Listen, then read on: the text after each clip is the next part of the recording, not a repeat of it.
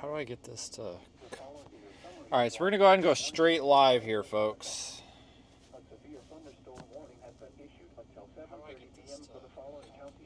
Alright, so we're going to go ahead. Severe thunderstorm warning just got issued for the area. Stevenson. Yeah. Yeah. Stevenson County, Illinois. Woo. Yeah, Stevenson County, Illinois, and Greene County, Wisconsin up here. So I was actually heading over toward the stuff in Platteville just because it's Platteville and it's easy grabs. But now we've got a severe warning here, so I'm not bypassing the severe warning right here. There's a severe mild to our south, so we're going to take it. Let me spin you around. I'm by Browntown, so I'm probably going to go take a county road like H. Head down toward, well, the storm. It's capable of 1-inch hail, 60-mile-an-hour wind. There's our storm there.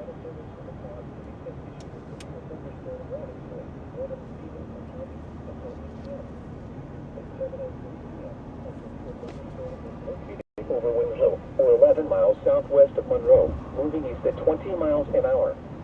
Expected hazards include 60 miles an hour wind gusts and quarter-size hail. The following expected hail damage to vehicles is expected. Expect wind damage to roofs, siding, and trees. Locations impacted include Lena, Cedarville, Davis, Dakota, Winslow, Rock City, Lena Vista, Rock Grove, Oneiko, Orangeville, Wadhams Grove, Red Oak, Lake Aquanaut State Park, Alphonse, Tunnel, Dakota Dorning Airport, and Lake Somerset. Take cover now. Do not drive your vehicle through flooded roadways. You're listening to NOAA Weather Radio Station KC. The current time is 7:08 p.m. Central Daylight Time. The following is a summary of watches, warnings, and advisories in effect. A severe thunderstorm warning has been issued until 7:30 p.m. for the following counties in Wisconsin, Greene, and Lafayette. The thunderstorm warning has been issued until 8 p.m. Stevenson, Illinois. Hang on a second.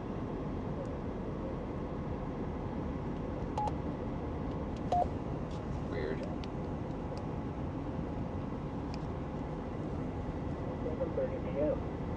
At 7:03 p.m., a severe thunderstorm was located over Winslow, or 11 miles southwest of Monroe, moving east at 20 miles an hour.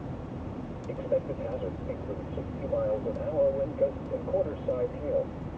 The following impacts are expected. Hail damage to vehicles is expected. Alright, new severe warning issued. I'm trying to find the zone in my radio here.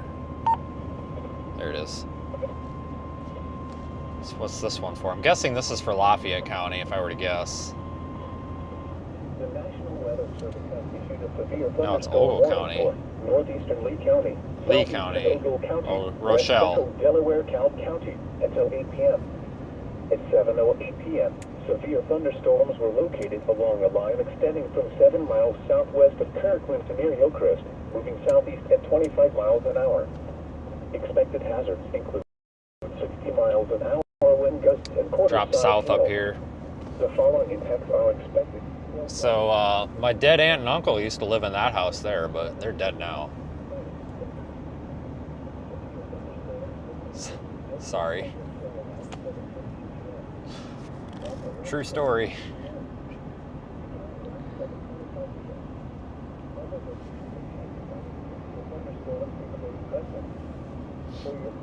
Alright, we're gonna go south. Should I go to the next one? No, we'll go south here because I run out of roads. There's a road hole. Ooh, I don't know if I can get slowed down in time. There we go. Southeastern Lafayette County, southwestern Greene County, until 7:30 p.m. At 7:03 p.m., a severe thunderstorm was located over Winslow, or 11 miles southwest of Monroe, moving east at 20 miles an hour. Expected hazards include 60 miles an hour wind gusts and quarter-size hail. The following impacts are expected. Hail damage to vehicles is expected. Expect wind damage to roofs. 117-169. He headed to the 106 northbound. Semi blocking the ramp. All right, so we're gonna head south to this severe warning. We'll be there in just a minute.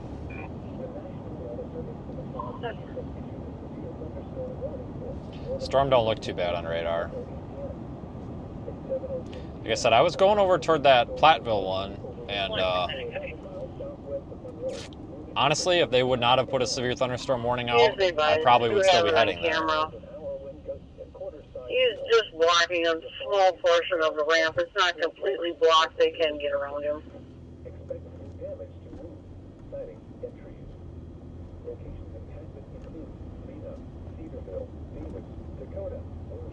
That was there when I went southbound, I believe, at FSC. Is that was it? W23. 10-4. Kind of wondering if 169 FSC was the one I called it. God, she talks. 117, you can probably try 22. I wonder if this thing's got a hail core developing on it. I don't know either that or it's just heavy rain.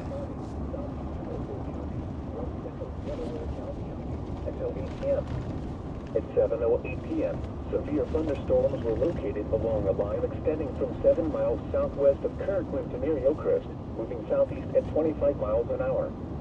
Expected hazards include 60 miles an hour wind gusts and quarter-size hail. The following impacts are expected. Hail damage to vehicles is expected. Expect wind damage to roofs, siding, and trees. Severe thunderstorms will be near Hillcrest and Rochelle around 7:15 p.m. Malta around 7:20 p.m. DeKalb around 7:25 p.m. Other locations impacted by these severe thunderstorms include Creston.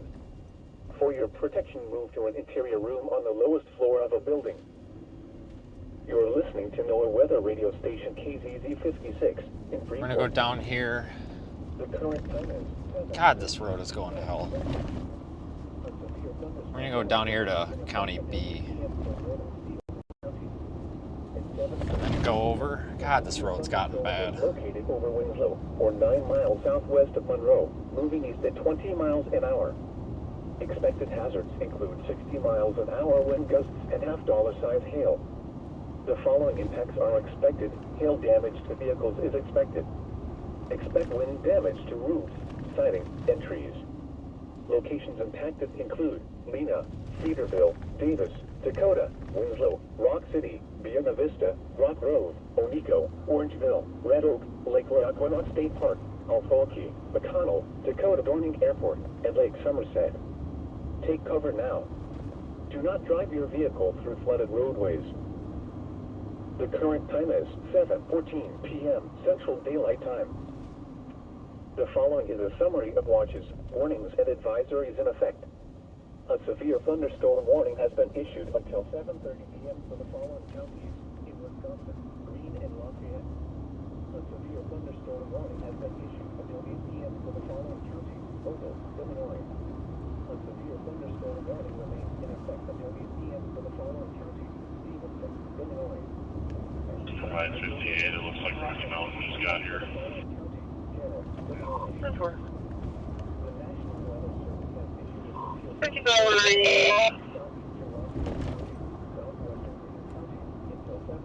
Go ahead. Also was asking for your assistance at 16406 Hoover Road in Toma. Sounds like their father is outside harassing a property owner. Nice. Alright, well, yeah, HK, not H. We'll take this south and then maybe get on the highway, state highway here. Well, or do we just... No, we're going to go straight south because I don't want to drive through this thing because we're not going to see anything but rain. And I have a feeling this might actually be a pretty storm. So we're going to take the extra like minute and a half to go over to the state highway and then drop south. We're only, we're just about on this thing. Get down there by like Orangeville. Give or take.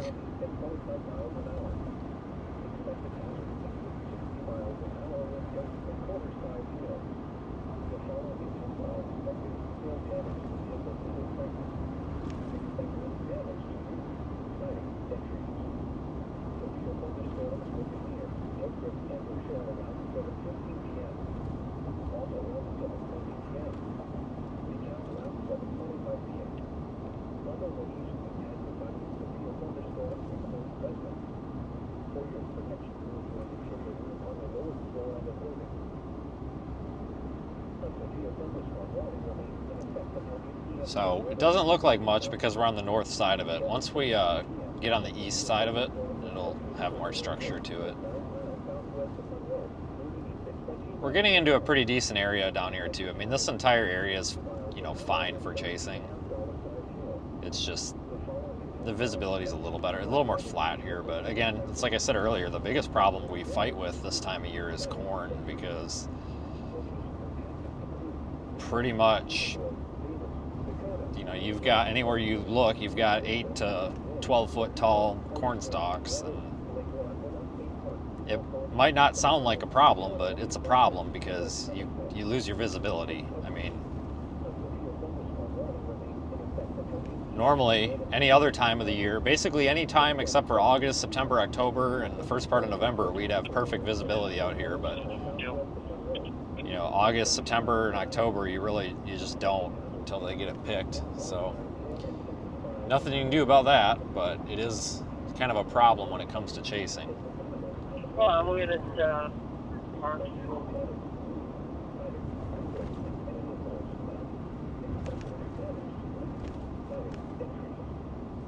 It's a problem in like Iowa and Nebraska also.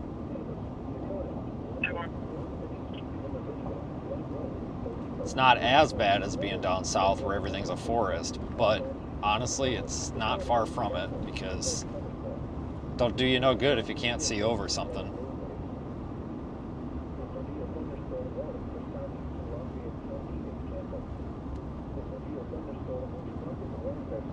I think we might be on the best storm of the freaking day here, the way this thing's looking.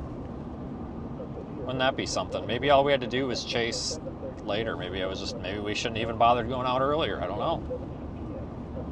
We'll go find out here, but hell, this looks like a better storm than we had out of anything earlier. I mean, I wouldn't call this a supercell. I don't see any lightning and I don't see it rotating, but I would say it's a pretty nice little storm.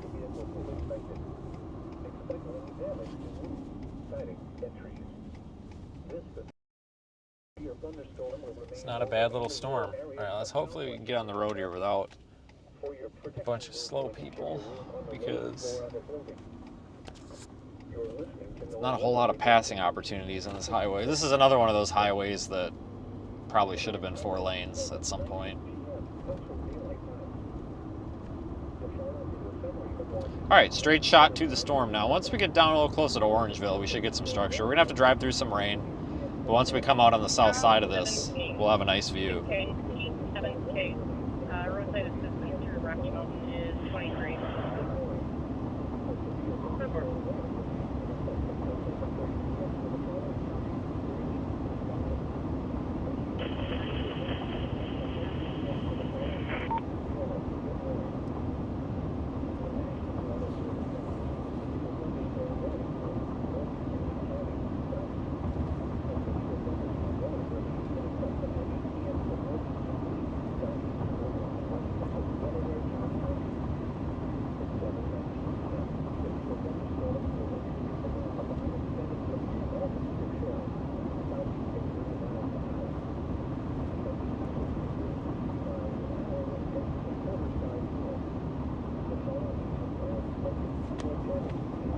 I probably wouldn't have bothered coming out for this, but you know, it's like a half hour from home, so I'm kind of surprised it went severe. I thought it was going to die out.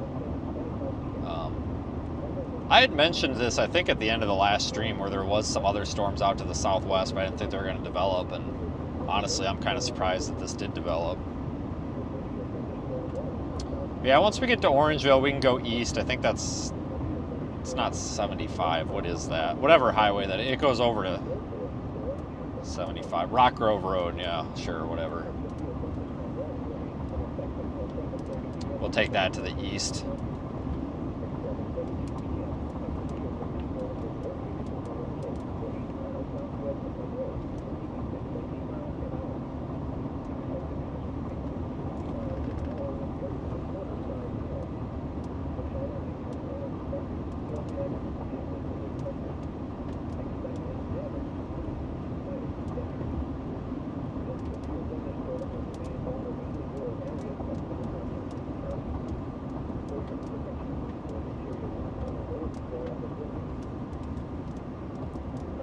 think the severe thunderstorm watch cleared out of here too.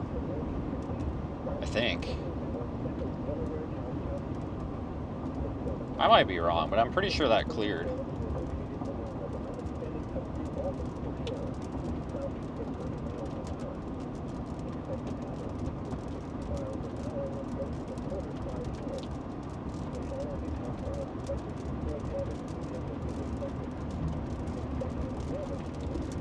Oh, that's interesting. So they put up a new "Welcome to Illinois" sign. That makes sense because the previous one was so shot up it wasn't even funny. Seriously, there were more bullet holes in that than a lot of things that I probably can't say on the internet.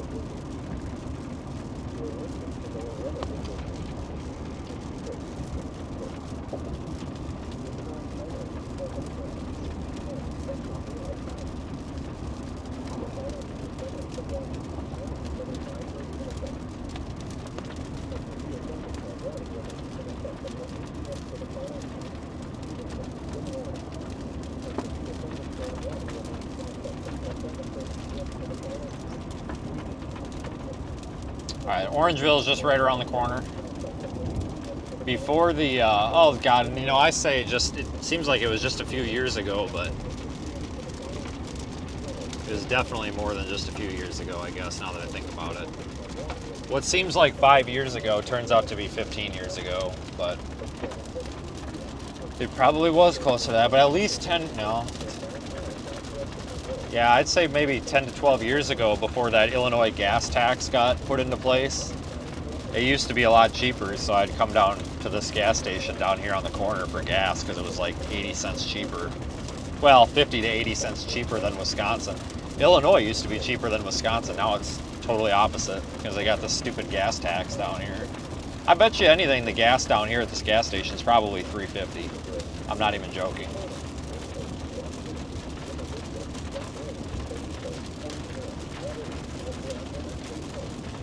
Alright, so we'll go east up here, and then we'll be in a spot where we can maybe see some structure to this thing. Attention, New Glarus 875. 875, respond to 900 Barnard Drive for an 84-year-old male with blood in his urine. Assignment is green EMS train clear, 1924.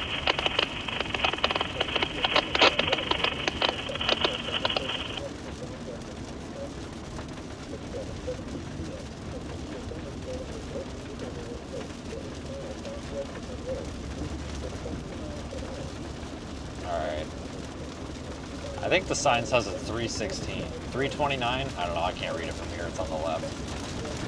329. I was close. Back up there across the border in Monroe, it's like 295.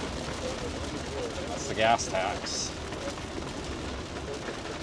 They keep charging this gas tax, but the road ain't getting no better. Illinois really needs to just annex Chicago and get rid of Chicago, and then because honestly, Illinois itself, you really can't blame Illinois. It's mainly Chicago that you have to blame for this.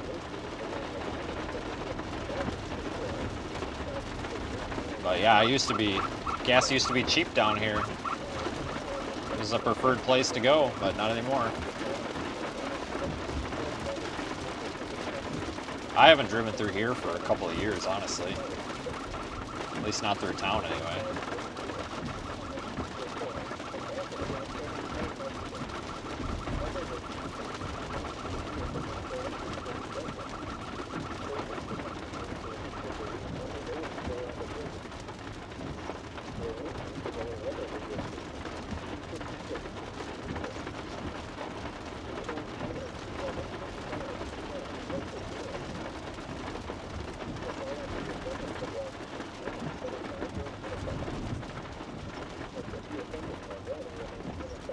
This guy's wearing a winter coat and a winter hat and winter boots. But it's 74 degrees out. Not sure what's going on there. I think Zach's got a word for that.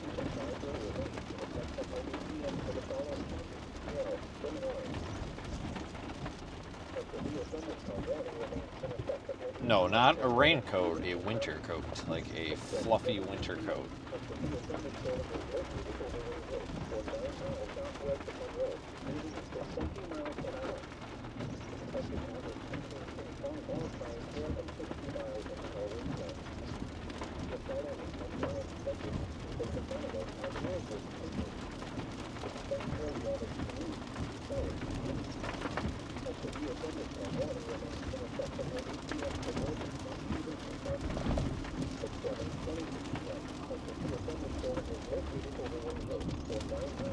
Finally getting ahead of this thing. We'll go over toward Rock Grove, if that's even a thing anymore. There's a pretty decent gridded road network out here.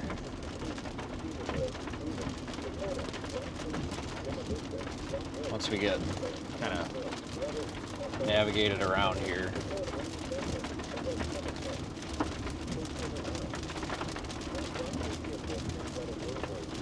That one off to the west still is not severe. That one's breaking up off to the west. I guess I'm glad that I didn't go out west.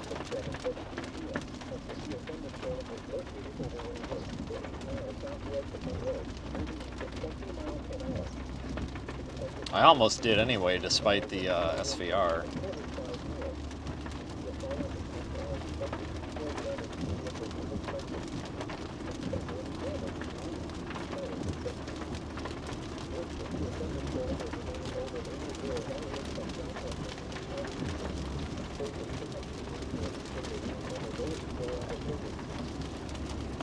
Alright, I can see clear air up ahead, which is good. We need that because we got to get out of the rain. That's the problem with having to approach these storms from the north. That's why I always talk about how it's like kind of the crappiest way to do this. I'm gonna have to get some gas too. We're almost out of gas. I forgot to do that. I don't think our storm's gonna last too long though. I really don't. I think we'll get maybe an hour out of it. I don't think it's gonna stick around all night here by any means. Still just warned for 1-inch hail, 60-mile-an-hour winds, nothing crazy. I don't expect it to be anything more than that either.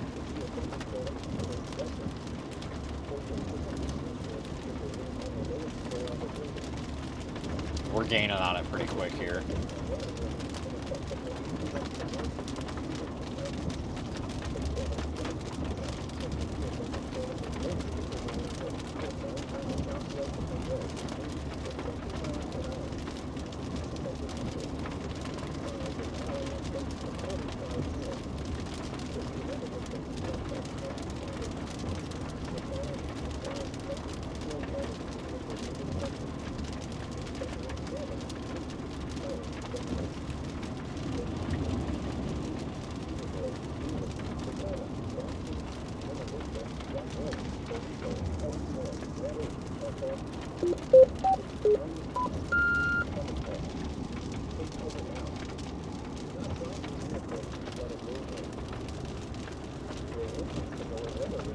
Tell you what though, these roads out here have gotten rough since the last time I drove on them. Holy crap.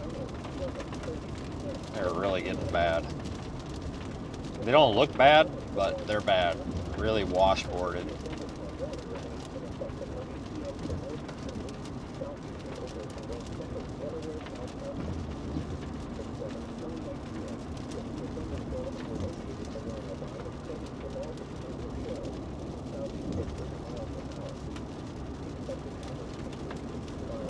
Storm almost looks like it might be dying out a little bit.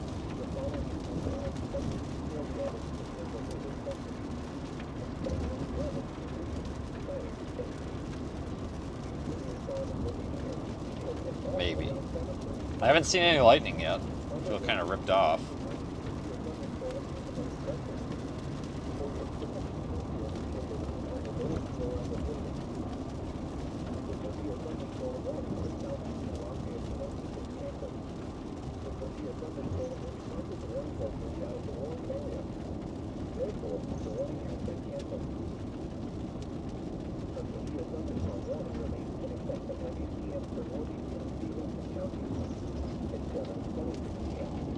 Thunderstorm was located over Winslow, or 9 miles southwest of Monroe, moving east at 20 miles an hour. Expected hazards include 60 miles an hour wind gusts and quarter-size hail. Severe weather has been confirmed by train spotters. The following impacts are expected. Hail damage to vehicles is expected. Expect wind damage to roofs, siding, and trees. Locations impacted include Cedarville, Davis, Dakota, Rock City, Buena Vista, Rock Grove, Oneiko. The severe thunderstorm warning for southwestern Greene County has expired. The storm which prompted the warning has moved out of the area. Therefore, the warning has been allowed to expire. A severe thunderstorm warning remains in effect until 8 p.m. for northeastern Stevenson County. At 7:26 p.m., a severe thunderstorm was Severe located. thunderstorm warning remains in effect. I actually wouldn't be surprised if they drop it. The storm's dying out. My God. Go figure. The second we get on it, it takes a crap. I guess the good news is I don't think we're missing anything. The stuff off to the west by, Darlington now, that looks like crap. Attention Monroe 801, respond to the Monroe Clinic for a transport to St. Mary's for a 1-year-old female with 4 allergies. Will have heparin running. Assignment green EMS green clear 1933.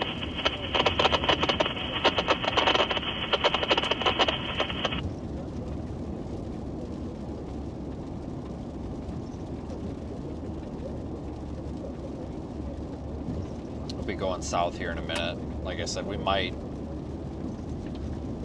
see some structure with this, but man, it's not. It's not looking super promising here.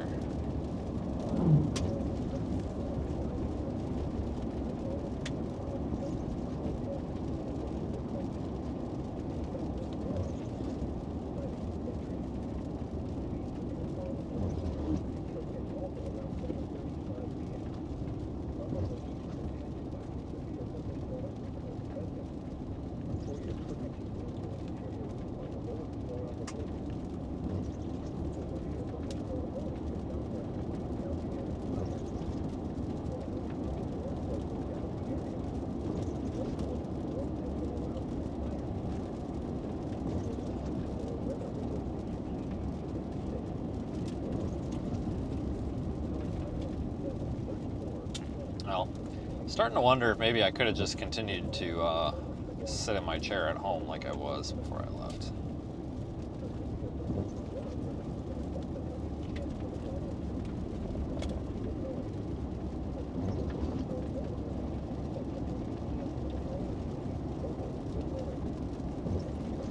They're probably going to drop this morning, if I were to guess.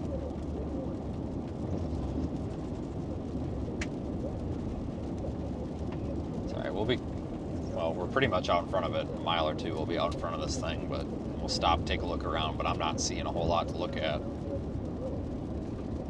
unfortunately.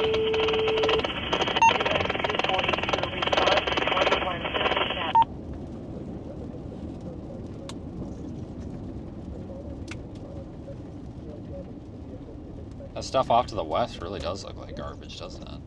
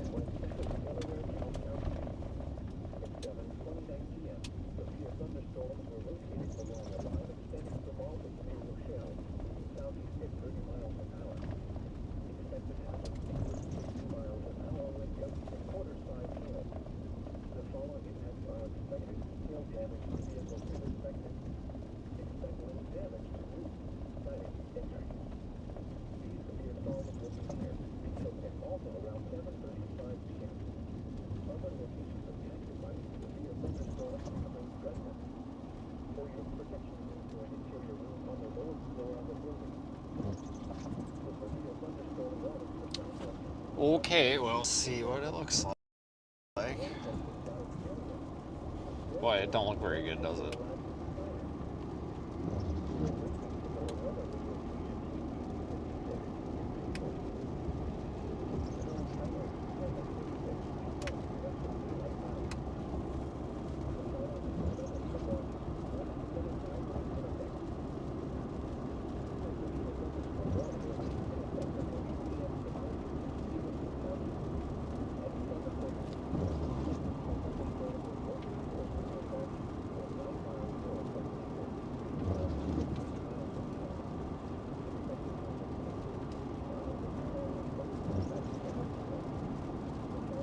It did severe warn the storm over by Dubuque. They must have just done that within the past few minutes.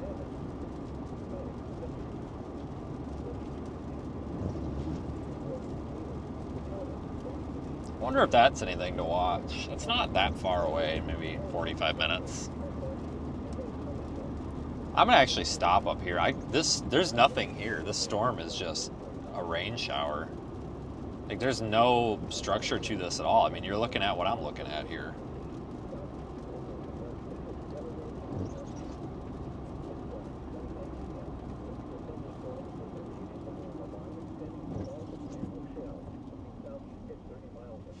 This is garbage.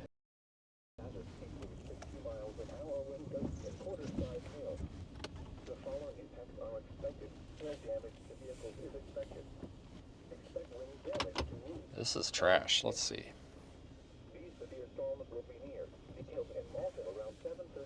There's nothing here. Guys, I'm done with this storm. There's nothing here. There's literally nothing here.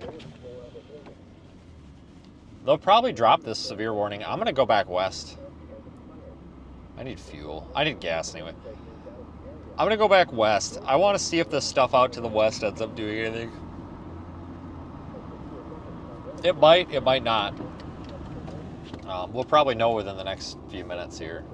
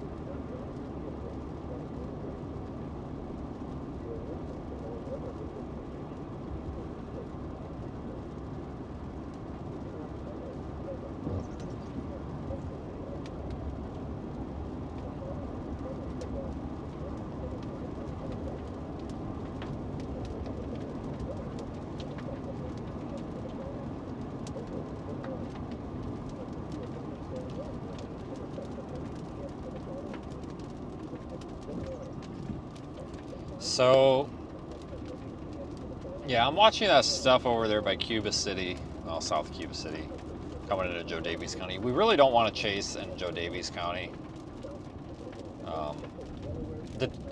Like over by Galena and stuff, you'd think you were in central Louisiana. That like 15-mile radius around Galena in any direction it's just all hills and trees. Like, you really would think you were in. It honestly reminds me of central Louisiana.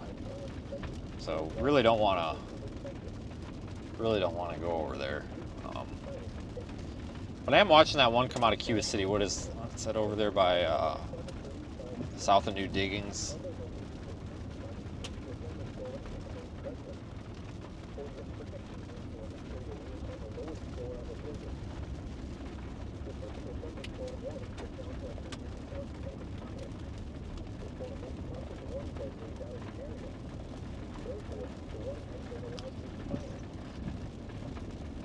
So about, was it a week ago? I think there was some flooding over there in like northern Grant County, like Lancaster, north of Platteville and stuff. There's not a whole lot for like rivers, but there's a lot of little streams. When I saw this complex of storms starting to line up over there in southwest Wisconsin by Dubuque, like Dubuque, Platteville, Jamestown, stuff like that. My initial thought was maybe it was gonna just dump enough rain that we were gonna have, you know, a flooding event 2.0 out there, but I don't think that's gonna happen now because that initial cluster kind of broke off and sheared off. Now it's over Darlington going northeast. It'll be over like New Glarus and Verona here in the next hour and a half. Going up toward Madison there, Oregon, etc., Fitchburg. That's shooting off that direction. What's left of it that's hanging out over there is severe thunderstorm warned back there by Dubuque. But, I mean, that don't look very intense. And none of the rainfall rates look very heavy, and these storms aren't really repeating themselves over the same area like it kind of looked like they initially might. So I'm kind of thinking that flood potential might be shot too, which, I mean, doesn't surprise me.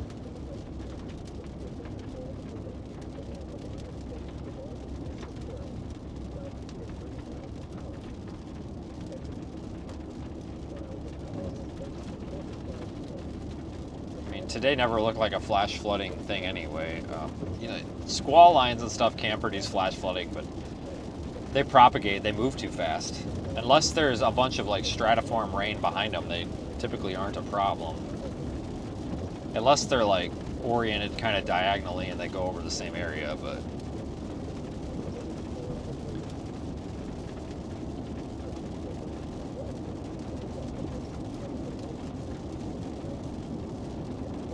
I don't know. I'm watching that cell northeast of Galena, though. They just issued another warning, I think. Unless that's down... Oh, never mind. That's down there by... That's for Lee County. 1-inch hail. That's not a big deal.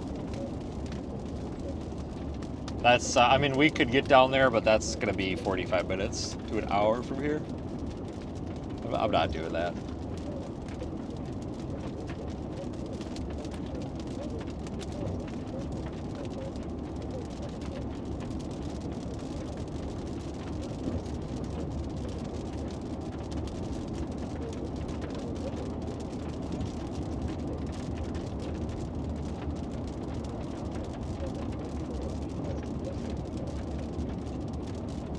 I didn't realize we came this far east. I'll have to get gas in Orangeville. I'm not filling the tank, though, not for that price. I don't care. You know, I could have $10,000 cash in my pocket, and I still would be cheap about gas. Definitely don't have $10,000 cash in my pocket, but you know what I'm saying. Like, it's one thing I'll always be cheap about is gas. So I buy so much of it that it adds up. The little bit of savings adds up. For the average person that might only, you know, and I know this really varies for some, and like nowadays people do drive more than they used to, but let's say 10, 15 years ago when a lot of families went through like 1 tank of gas a week, if even, if you know, depending on how close to services you live, you know, some of these people might have went through like 4 to 5 tanks of gas a month. Well, if you're only saving $1 or $2 per tank, and you're only getting gas 4 to 5 times a month, you're saving $4 to $5. Who cares? I mean, I understand money is money, but when you think about it, you know, that might be $60 a year you save. Is that $60 that you're saving worth the hassle of going out of your way for cheaper gas? Maybe, probably not. It's not worth the convenience. It's just the price we pay for convenience these days. But, you know, if I'm saving, if I can, let's just say I save a, you know, $1 every $1 every fill up compared to what I would if I didn't go for the cheaper gas, which I don't always. You know, if I'm on the interstate, it's what I can get, but out here I can be more selective. But you know, I might go through freaking 8 tanks of gas in a week. You know, that's 8 to 4, you know, 30. You know, it basically equates to I might actually comp myself a tank of gas at the end of the month, basically. Which, you know, at the end of the day, that's really not that much, but this stuff starts adding up, especially in the busy season, like May, you know. If you're a little bit smart about where you're getting gas, sometimes it ends up at the end of the month being $300 or $400. You kind of saved. It's things like that I try to think about because there's only so many ways to cut costs out here. You know, a lot of people are like, oh, sleep in your car. It's like, you know, that would be great if it didn't hurt my body. Like, I'm not doing that. You know, that's just, yeah, cool. Sleep in your car every night. Wake up feeling like dog crap. Don't take a shower, neglect your body, and be a disgusting piece of garbage that's never showered. And you know, then and your back is destroyed at age 30. You know, that's not good. And people are like, oh, take a rag bath, and it's like, no, I'm storm chasing, not camping kind of thing. So And you can only save so much on hotels. You know, when you do, if you stay with the same hotel brand, like I always stay at IHG or Hilton, unless it's not available, then it's like Best Western or like a Radisson or something, or a Fairfield or Marriott, whatever. But like if you stay loyal to one or two hotel brands, that's how you start saving money. So like you start adding up your points real quick, and you can end up, you know, maybe, you know, 3 or 4 nights a month, you might get them free. And, you know, that adds up to be, you know, $300 to $600 you save per month on hotels. And now you're actually talking some decent amounts of money that can be put toward other things or used for vehicle maintenance or offsetting gas or something. But there's only so much you can cut. I mean, you can't cut car maintenance because you have to do maintenance. You can't cut down tires because if you buy cheap tires, you're going to get in a wreck. You can cut cost on the vehicle itself. You can buy a cheaper vehicle, but that's not always the best. There's a lot that goes into that. It's not just that easy. But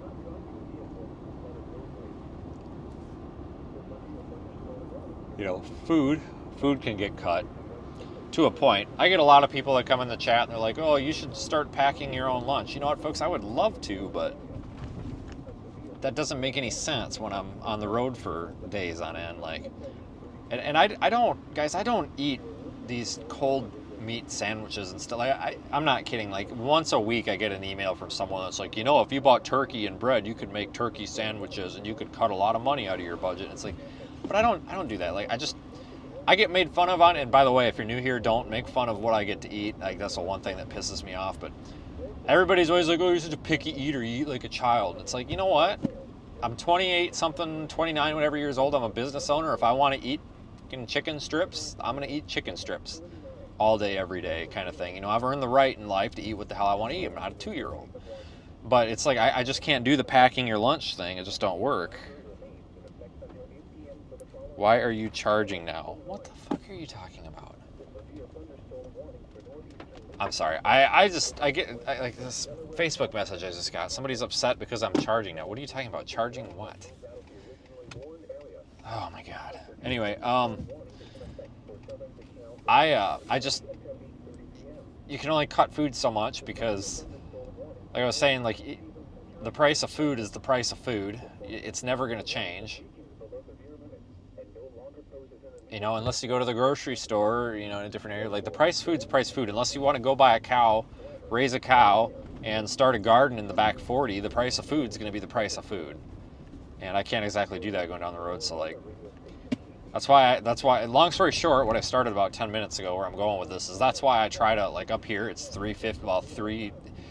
whatever it is, it's way more expensive than it is 5 miles up the road. So I'm just going to get enough gas to get us 5 miles up the road. Because at the end of the year, it adds up.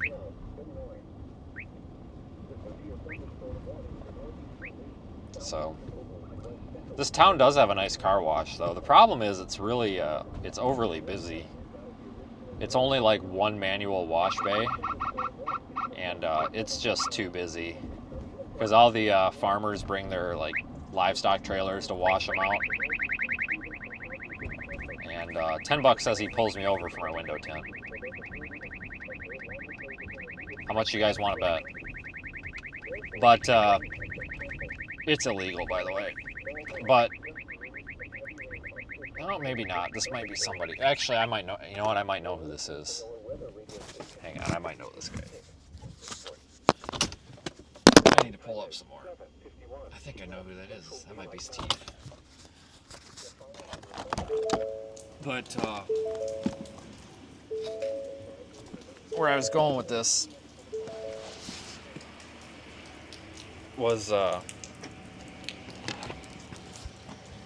it's like a really good car wash, but they're always like washing out their livestock trailers and stuff, so it takes them forever and a day to get through it. You know, they're in there for like 35 minutes. And 35 to 45 minutes washing their livestock trailers out. So like you sit there, if there's like 3 cars in line, I mean, you're gonna be sitting there an hour. It's like the better car wash around here, actually. It's just, it's very rare that you can actually get into it and use it. I'm probably gonna go in and get a chocolate chip cookie or something. I'll take the mic in with me.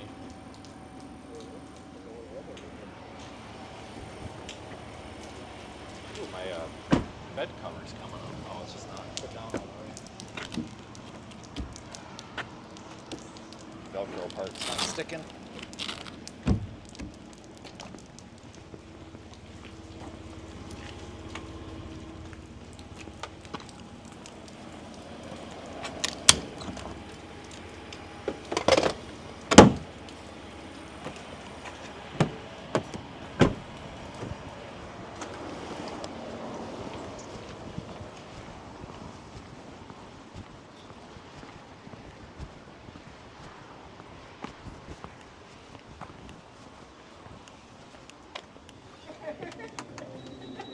And you just got mad at me for saying that dumb shit.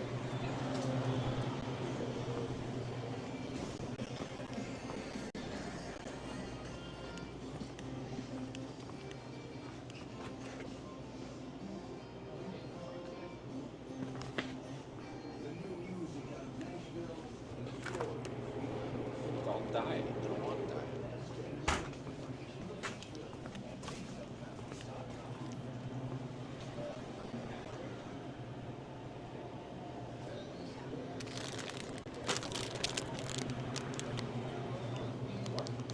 You're coming in at 1 and bugging me all day.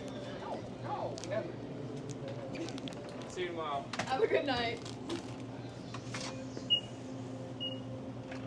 6:28. All right. Did you want a bag?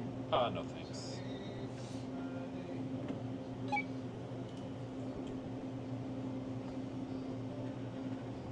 Did that go or no? It's just gonna have you hit I'm done. No.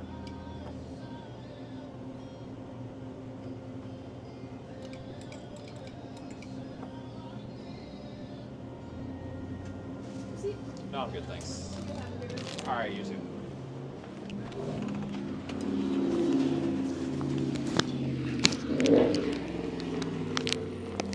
All right, well that's that.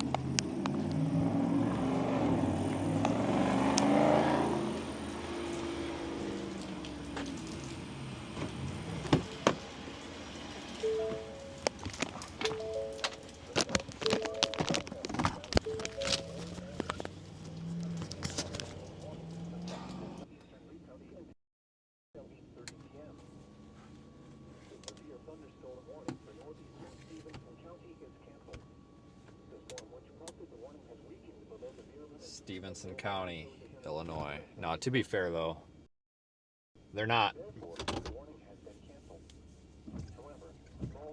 It's only the admin people that are the problem. It's not the road deputies that are the problem. So.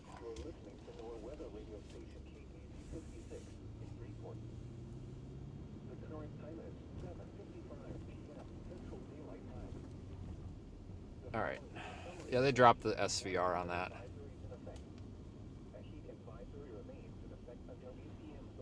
No, good question. I have not been harassed over the window tint on this vehicle yet, but I haven't driven through New Glarus.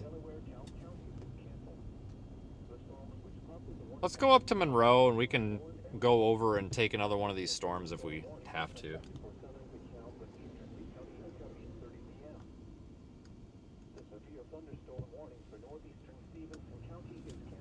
Yeah, I have extremely illegal window tint because, you know, I don't want people looking in at me all the time. I'm in here so much. Plus, it gets extremely hot. So, in a lot of areas north of I-80, window tint law enforcement is a thing. But if you go down south, I know sometimes it's a thing, but usually it's because you're doing something else wrong.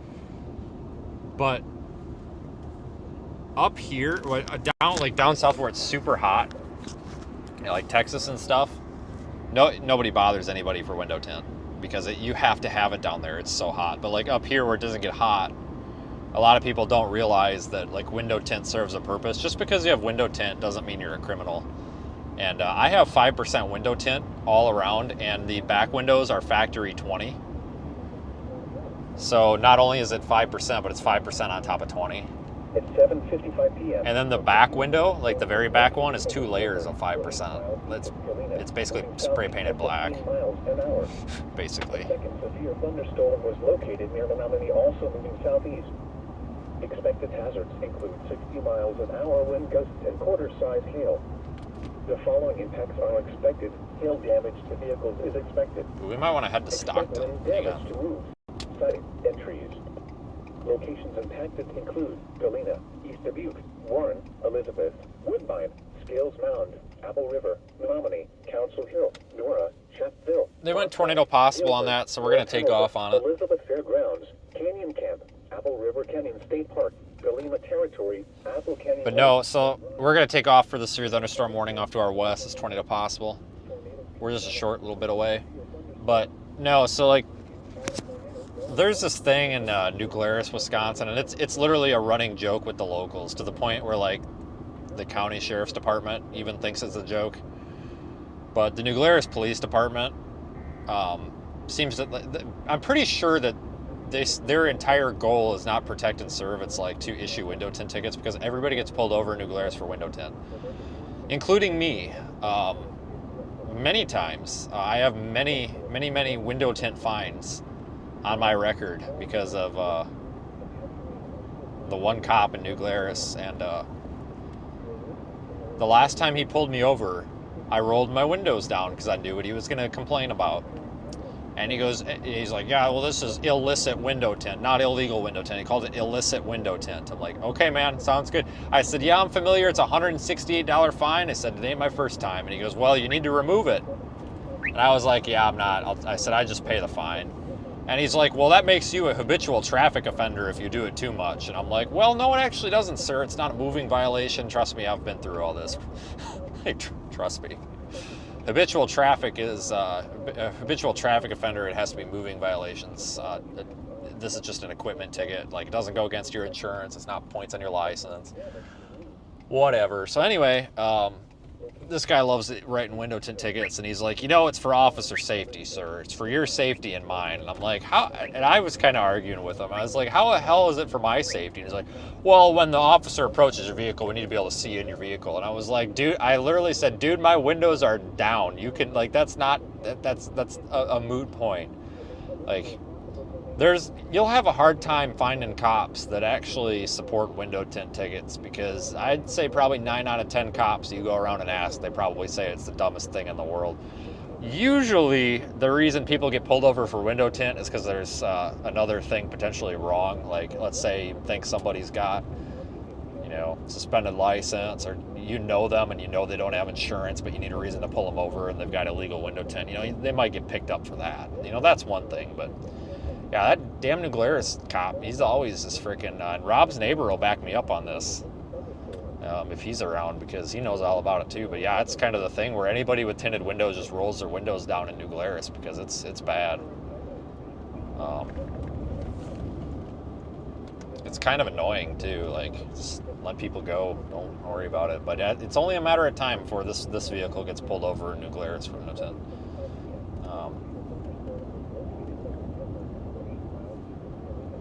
I think that's the same cop that pulled us over in the ambulance and bitching. It was the same cop that pulled us over in the ambulance because, well, there was 2 times we got pulled over in the ambulance, but you were doing 75, or no, we were doing 55 in the 35, or 55 or 60 in the 35. We got pulled over, and the guy driving, he's like, "What? You know how fast you guys are going?" And the guy driving goes, "Yeah, pretty fucking fast." Like, I'm sorry. Like, come on. But yeah, I don't know what the heck they got. They gotta stick up their butts for their window tint over there. Good Lord. But yeah, window tint serves a purpose. Some people seem to think that, you're just a lawbreaker if you got window tint, but it keeps your car significantly cooler in the summer, let me tell you. And it helps a lot at night with people with their high beams glaring in the windows and stuff. Yeah, so I've been through this. I actually talked to a lawyer like 10 years ago when I got my first window tint ticket, because it was in New Glarus, and he told me that he could force me to remove the window tint on the side of the road or tow my car. Keep in mind, I had an F-150 with red lights all over it, EMS plates. No, it was actually firefighter plates. No, yeah, firefighter plates on it. I was wearing a work uniform. You know, member of public safety. Got no break. All right, so much for that professional courtesy. But anyway, long story short, he's like, you know, I can tow your vehicle. And I'm just like, oh, you're going to tow my vehicle for window tint. And he basically told me that I could either remove the window tint on the side of the road, which isn't happening, 'cause it's not that simple, or I could have the vehicle towed. And I said, well, I'm not removing it. And I flat out told him, I said, well, honestly, man, you're probably going to have to tow it. Like, I guess I'll call for a ride. Comes back up with a ticket. I'm not towing you today, and then walks away. And I'm just like, okay, buddy. They can't tow you for the window tint. It's not a thing. At least not in Wisconsin. Equipment violation. It's not a safety thing, so. But, yeah, the only thing downside with the damn window tint, it makes it a little harder to see out at night. I tell you what, though, I do understand people getting tickets when they tint their windshields. Like, some of these people will tint their windshields so damn dark you can barely see out of them. That is a safety issue for the driver at night. Like, window tint on the entire window, front window. Some of these people will put 50% on there and it's not too bad, but some of these people will literally put a sheet of 5% on there and you can barely see out of that dang thing at night. And that really is a hazard, so like I can understand that.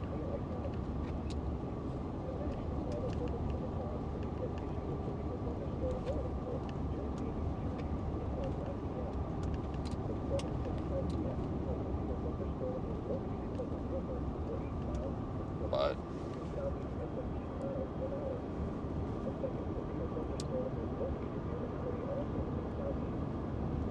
yeah, in Wisconsin, the most window tint you can have, the VLT level for the front is 50%, and that's like nothing. And the back is 35. Keep in mind, most vehicles come with factory 20 now. So like, apparently all these other vehicles are illegal from the factory, I guess. I don't know.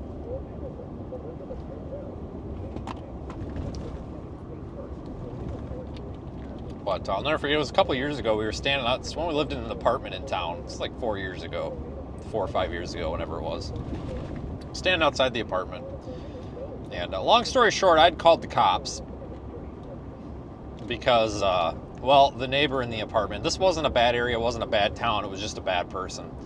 The apartment across from us, the guy is a felon and like mentally something and is not allowed to have a gun. Well, he was threatening his roommate or his sister or whatever she was, or side piece, whatever, with a gun at 1 o'clock in the morning. And you can imagine me being the person I am. You can imagine I probably didn't. You can probably guess what might have happened there. Well, anyway, so the next day the cops come back, and because this guy, I think they arrested him and then he bonded out on a signature bond. Fantastic work there by Judge Fawn in Greene County, Wisconsin. She is just awesome letting these violent criminals out on signature bonds. She's real good for that. It's about all she's good for. But, you know, probably not a good idea to let a gun crime out on a signature bond. That seems pretty stupid to me, but that's what they did. Domestic violence and everything. Just let them out. Pissed the cops off, too. The cops were pissed about it. And they're like, you know, we're going to stop arresting him because he'd been arrested several times, but like, we're just going to stop arresting him because they just keep letting him out. They're like, there's no reason to arrest him at this point. And I mean, you can't really blame them when they just keep letting him out. But anyway, we're standing outside the apartment. That's why they were there. They came back because, you know, he was back and he was causing a storm or something again, and someone else called. I don't know. But we're standing out there, and I had, you know, 5% tint on my car, and I was like, hey, how illegal is that window tint? And he's like, oh, hell, I don't even know. He's like, we got meters, but I don't even think we know how to use them. And he took a breath, and he goes, just roll your windows down if you go through New Glarus. I'm like, yeah, see, you get it. So I got to figure out, look at my high beams. You guys see the flickering? For some reason, I think it's a CAN bus issue. I put LED bulbs in there and the LED bulbs are flickering. So I think it's a CAN bus issue. I either need to put a resistor on there or I need to go into 4scan and disable the bulb check.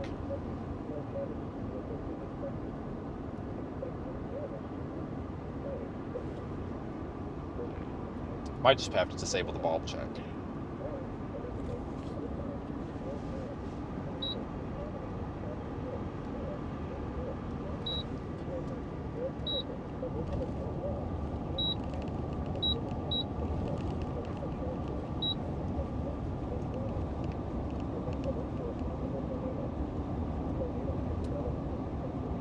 Yeah, they do have tornado possible on this storm.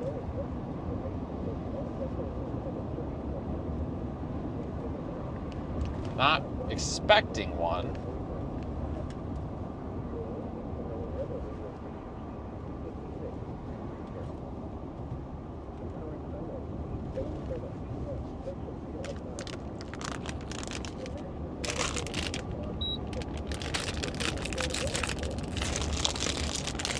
We are on the way down there to Highway 20. I got a little like dollar something baggie of Chips Ahoy cookies here. So.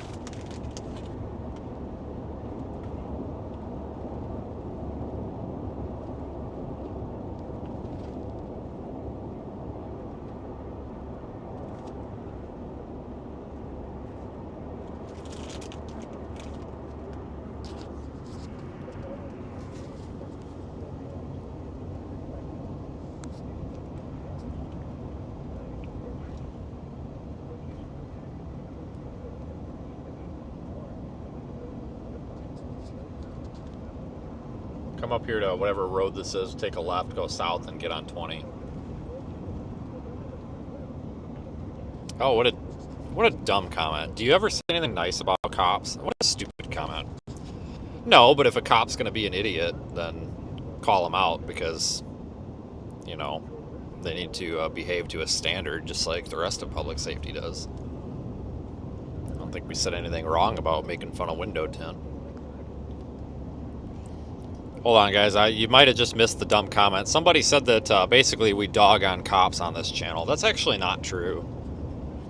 However, you know, I'm a supporter of law enforcement, working in public safety for so long, but being a supporter of law enforcement also means that I'm a supporter of holding them accountable too, because if you can't trust law enforcement, who can you trust? And, you know, it goes along with the comment that also got removed where someone said that they think that I probably just get a bunch of tickets all the time, and that's why I'm making these comments, and that's couldn't be further from the truth, because I can't remember the last ticket that I got that wasn't window tint. It had to have been 10 years ago, but so I actually got pulled over 2 years ago, right? It was during a live stream, but we were in a dead zone. I had an unmarked vehicle. I was in Texas. I remember where at in Texas we were in Texas. And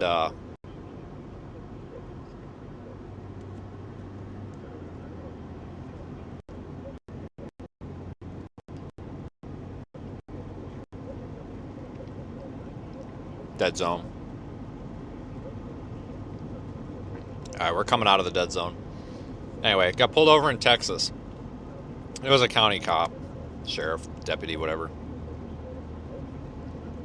I was doing like 80. There was big freaking hail behind us. Way to get it. It was a 55. I thought it was a 70. Whatever. Hauling ass. Flew by him. I saw him turn around. And I'm like, well, might as well just pull over and wait for him. And he comes up behind me, and I rolled my window down and I stuck my head out there because he was right out of the car real quick. And I was like, hey. I went, hey, come here real quick. And he just like starts jogging up a little bit faster. It had to be weird as hell. Sorry, I'm trying to talk between the dead spots here. I was like, so there's a bunch of other live streaming storm chasers on the road behind me. And I really don't want them to live stream me pulled over. I was like, is there any way you can just turn your lights off? And he's like, yeah, I got you. And he goes back there, he shuts all of his lights off, including his headlights. I'm like, well, I didn't mean that. But he shuts all of his lights off, and he comes up, he's like, yeah, you were going really fast back there. And I was like, yeah, there's big freaking hail in there. And he's like, how big? And I'm like, there's like tennis ball size hail in there, maybe even baseballs. He's like, oh, all right, well. It's like, you got a license and insurance? I was like, I do. So, but the insurance is on my phone, so it's gonna take me a second. And he's like, oh no, don't worry about it. And I go to like pull my license out, and he was like, nope, you got it with you. He's like, that's fine. He's like, you have a good night. I'm like, oh, okay, whatever, man. And I was like, well, don't go that way because there's big hail in there. And he's like, oh, I don't care. It's a county vehicle. And he sure shit went and drove into the hail. I don't know what happened after he drove into the hail, but he definitely drove into the hail. So.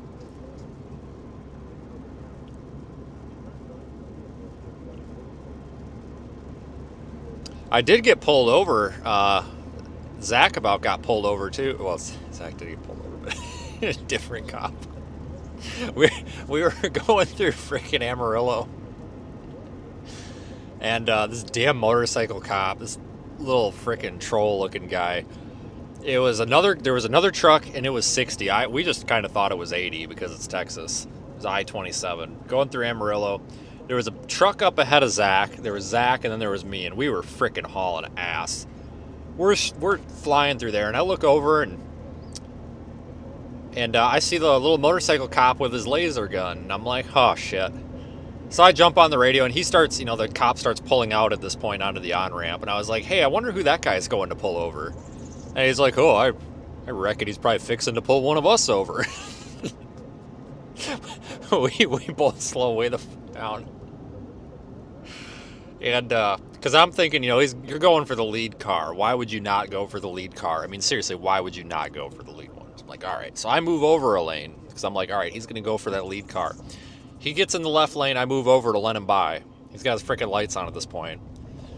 Zach's still hauling ass. He hasn't slowed down yet. And I'm like, oh, Christ. I'm like, oh, maybe he's going for Zach. I don't know. But we're hauling ass up the road. He gets in the left lane, starts to go by me, starts going by me, locks up his brakes, gets behind. I'm like, what the F? So I pull over, and I'm just like, okay, whatever. So I pull over, and he's like, oh, storm chaser, okay. And I'm like, yeah. And he's like, are you going somewhere? And I'm like, no, just up the road. And he was like, oh yeah, I had you like 80 something in the 60. And I'm like, oh well.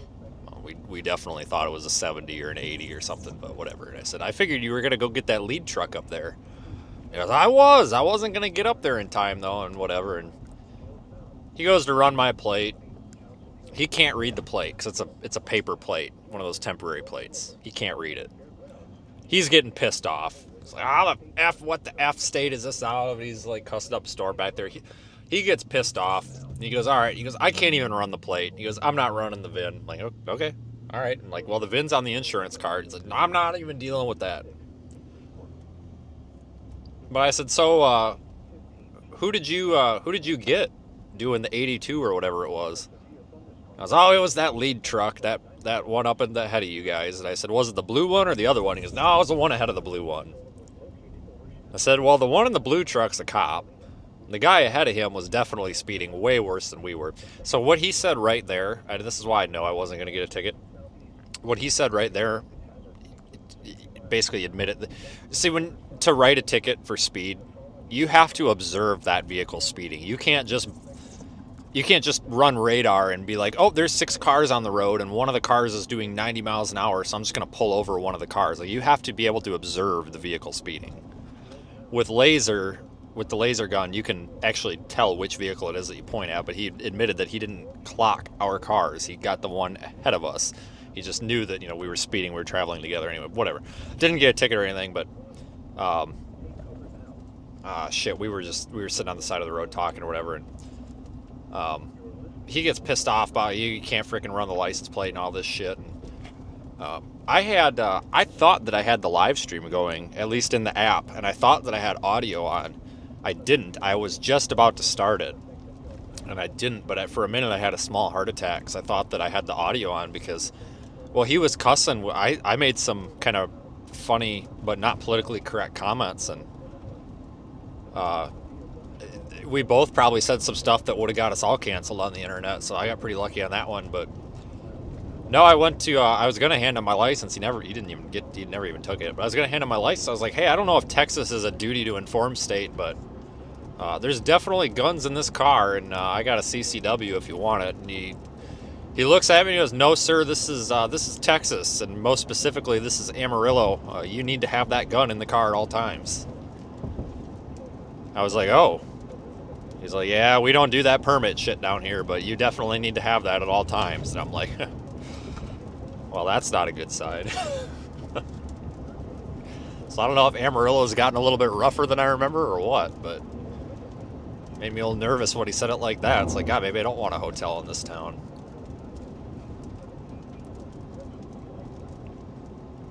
I thought that was funny. Yeah, we don't do that permit shit down here, but you need that in the vehicle at all times. I'm like, oh boy, you know it ain't good when they say that shit. You know, and since we're telling funny stories, I used to be worried about getting canceled. Actually, I'll just pull out in front of this cop. Whoops, whatever. But, funny story. So it's after dark, and you guys can, if you guys don't want to partake in the things I do, then don't. That's fine, you know. But I am a Second Amendment supporter, and that doesn't mean that you have to be. But I'm also a gun safety advocate, so understand that. But since we're talking about guns and cops, the Lincoln tornado. I don't know if the live stream was up or not, but it's when we were in that damage area, and we had the 2 Nebraska state cops that I needed to give them a ride back to their car because they had walked like a mile into this damage area. And I just got in the car, and I was peeling off my rain gear, and I didn't realize they were going to get in my car, because I was like, hey, if you guys, there's another chaser down there that says there's a tree that needs cut up, we can't get through. And they're like, yeah, that's where our cars are. And I'm like, oh, well, I've got a chainsaw if, like, we can get you through. And he's like, yeah, well, it was him and another girl. And they were like, well, yeah, if you got a chainsaw, we'll help you get it. And I'm like, okay. And they, like, walked around the back of my Tahoe, and I didn't realize they were going to get it. Like, I kind of just assumed they were going to walk back or something. I don't know. I guess I didn't put 2 and 2 together. And, like, my routine, you know, I get in the car, and I start peeling off rain gear and shit like that. And I've got my raincoat on, so I have to move my pistol and all that into a different spot so it's accessible and stuff. First thing I start doing is, like, stripping this shit off. So, like, I'm pulling off rain gear. Like, I throw a gun in the seat. There's a spare mag over there. There's a backup gun over there. Like, all this shit's just sitting on the passenger seat so I can, like, get it, like, stuffed back in my pants and, like, put back together.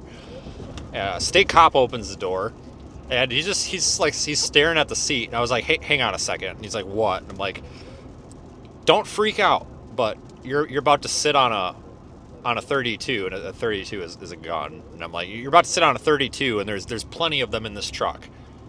I was like, oh, I don't give a shit. What do you got? And he picks it up, and he's like looking at it, like violating every, you know, firearm safety rule there is. He's like looking like halfway down the freaking, you know, business end of the thing. I'm just like, Jesus Christ, dude. Like, yeah, it's kind of like one of the firearm safety rules is like if you pick up a firearm, like the first thing you do is like, if it's not yours, like, if you have to pick it up for whatever, like, you make sure it's clear, that it's safe. And I get it, you know, it's pretty lax, but, like, just picks it up, and he's like, well, where do you want this? And he's, like, swinging it around. I'm like, well, you can just throw it on the floor. And he just, like, plops it on the floor. He's sitting on, and it was kind of awkward, because he was sitting on, like, 2 spare mags, and I was like, hey, you're sitting on 2 spare magazines, too, by the way.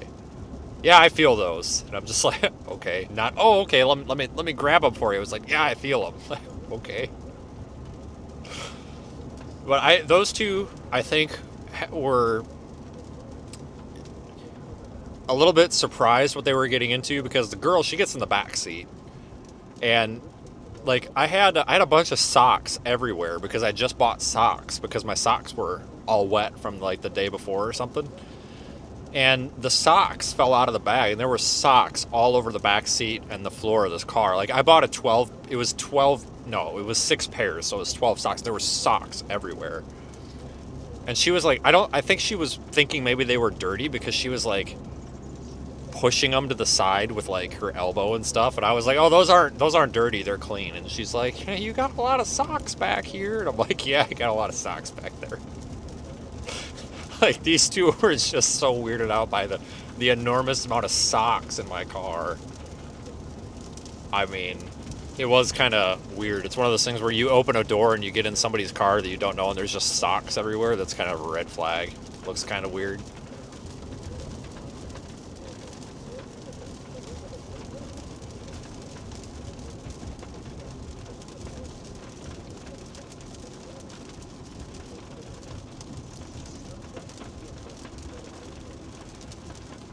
Yeah, then they ended up with one of my phones, because either handed the guy one of my spare like streaming phones, or he picked it up or something, and then they had to mail it back to me. But that was a hell of a day. That freaking Lincoln tornado, whenever the hell that was something else, guys. I hope we don't have to deal with that ever again. That was a big tornado in a populated area. That's bad. I don't think anybody expected that on that day either. You know, just getting tornadoes like that, it was crazy. It was a localized tornado outbreak.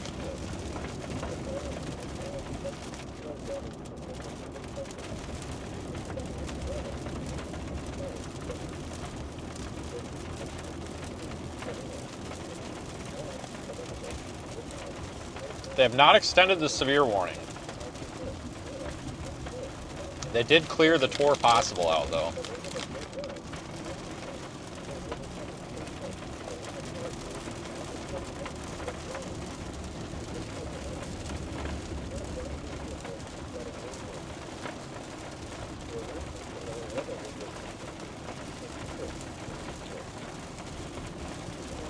I don't know, we'll give this storm a look-see. You might see some lightning.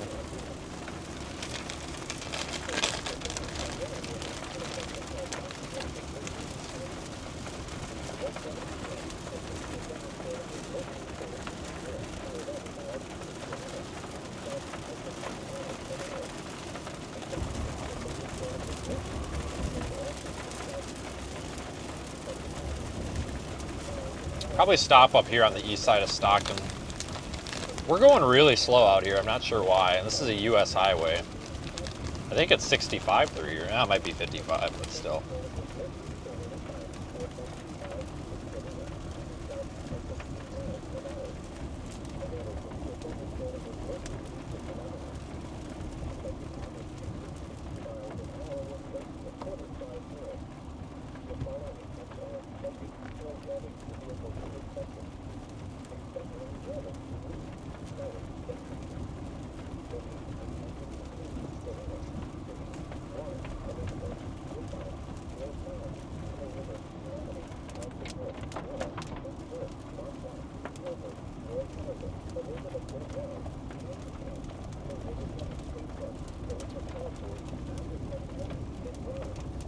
This guy on the other platform says we should do a collaboration with the donut operator. We should do a collaboration with donut operator. I feel like that would be... I feel like him and I in a car together would be pretty interesting.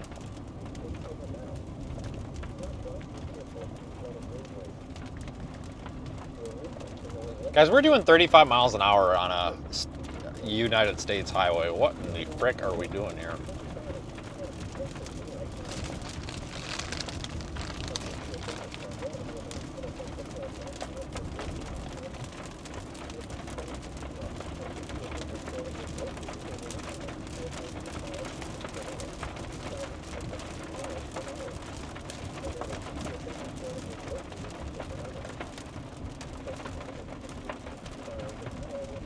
Now we're down to 24 miles an hour.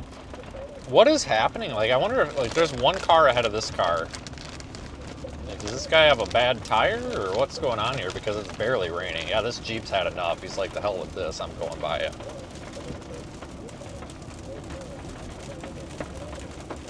I'm doing that as soon as this car passes.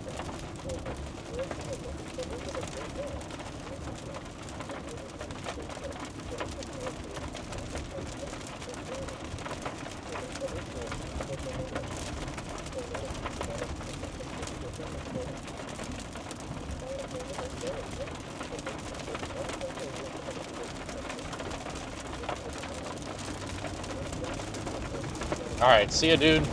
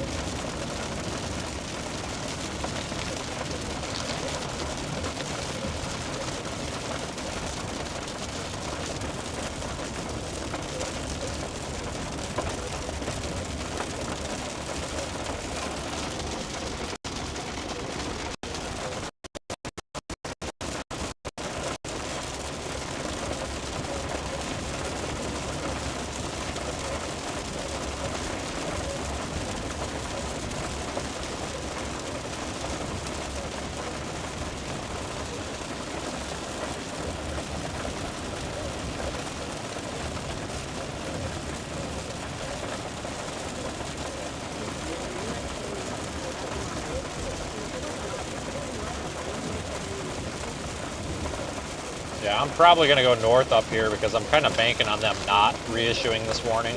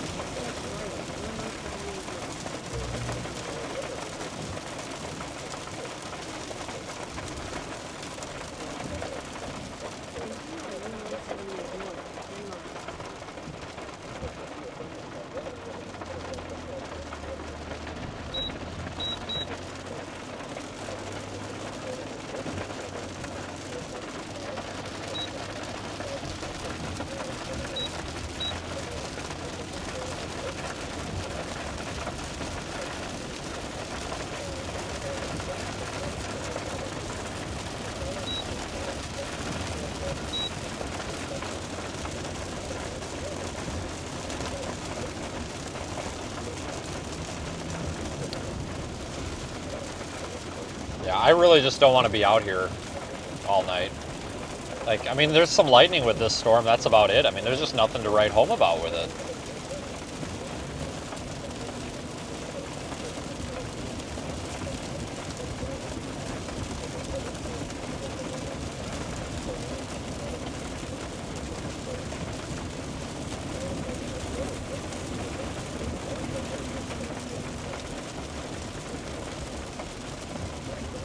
But I'm going to stay live here as we traverse the lightning zone here.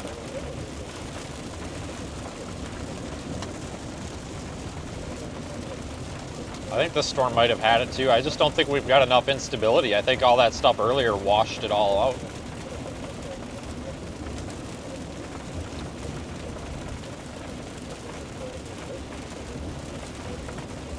Which I would imagine. Makes sense. If we would not have had those initial thunderstorm rounds, you know, that stuff up in Wisconsin, then these storms here would probably be the main storms of the day. And they'd probably be pretty decent too. They'd probably be a lot stronger than they are.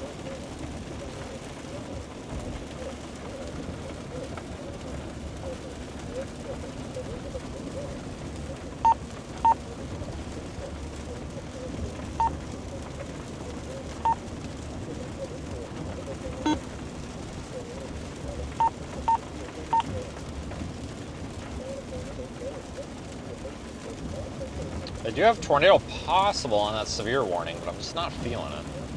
I'm also not really feeling the flood threat.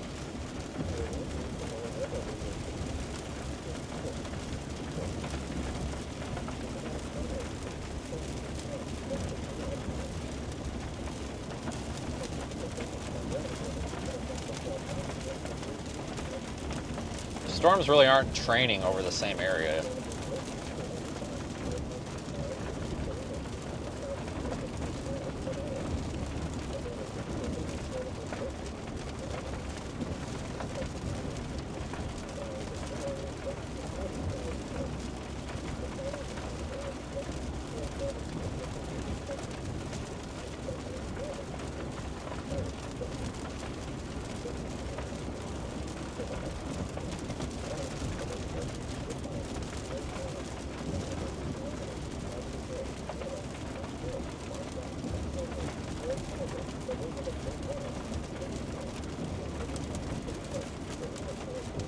Yeah, it does suck that it's getting dark earlier, but the good news is, if you want to think of it this way,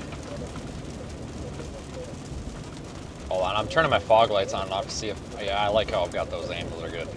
But if you want to think of it this way, the good news is the closer we get to winter, the closer we get to spring, I guess.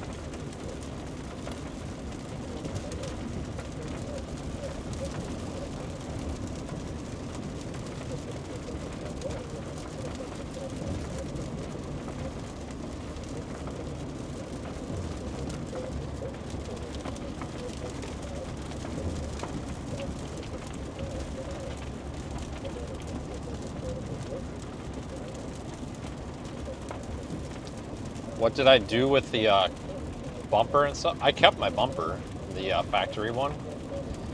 Yeah, any factory parts that I take off this truck and replace with aftermarket are getting saved. I'm not going to sell them, just because when you sell them, that's when you're like, oh, I need that because I could use a part off of it or modify it or something, you know.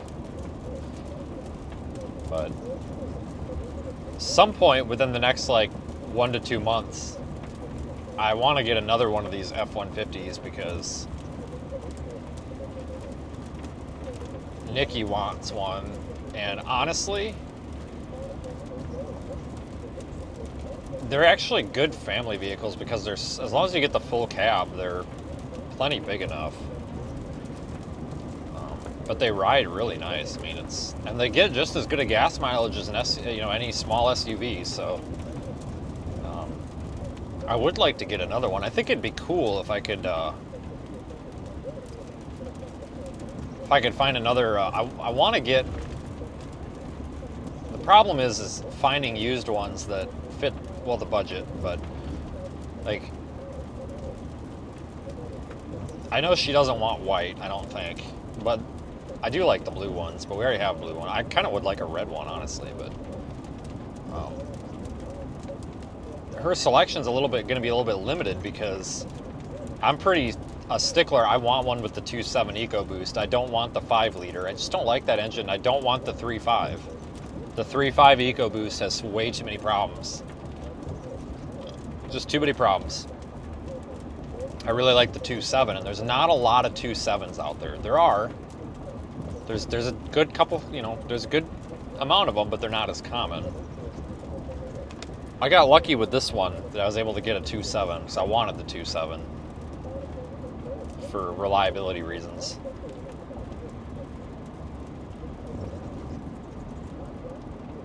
But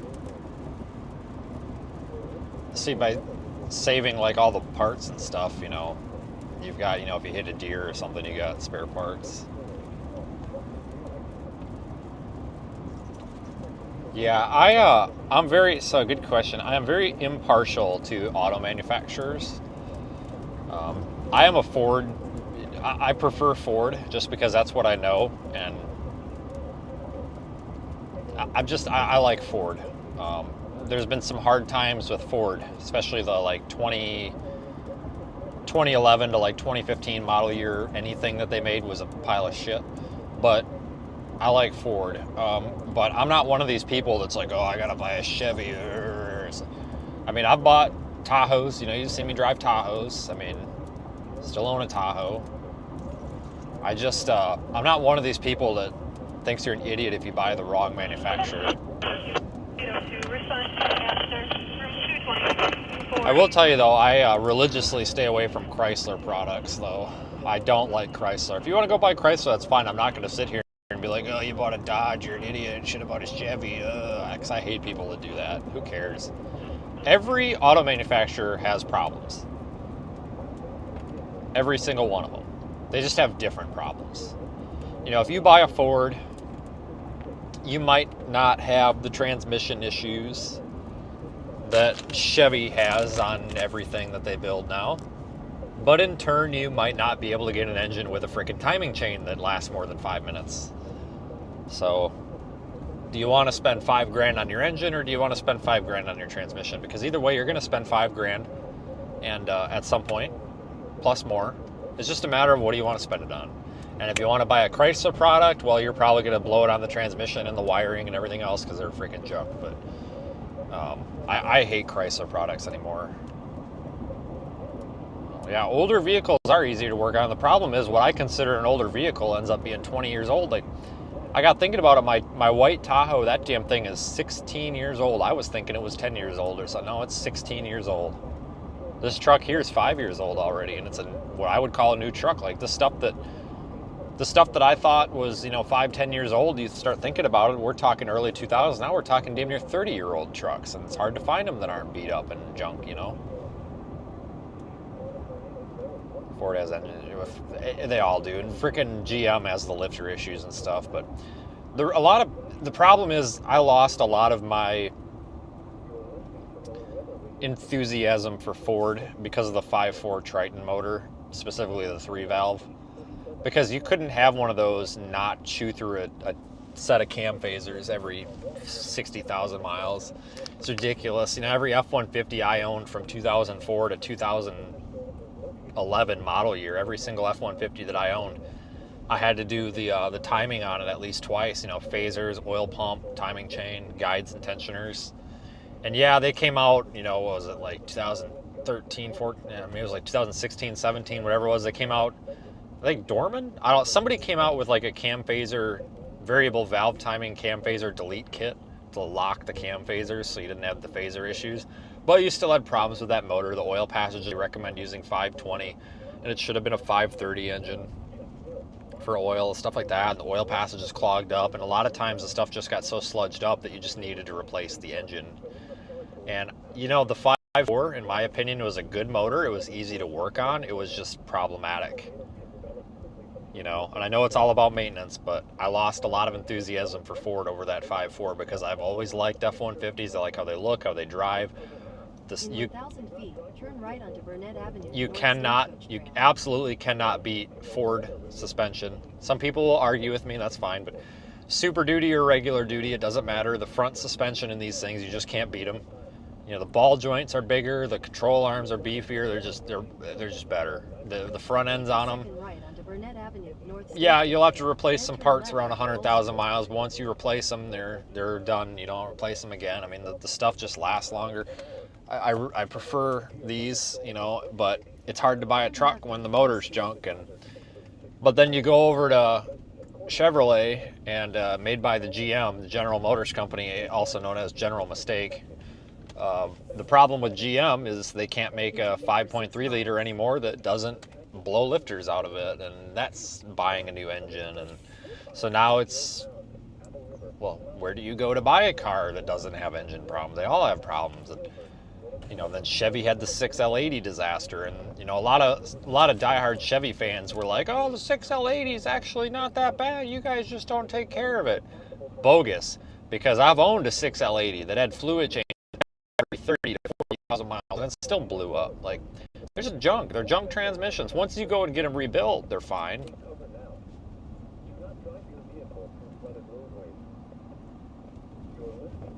If you go and put good parts in them, they're fine. Good aftermarket rebuild parts, they're fine. But from the factory, they suck.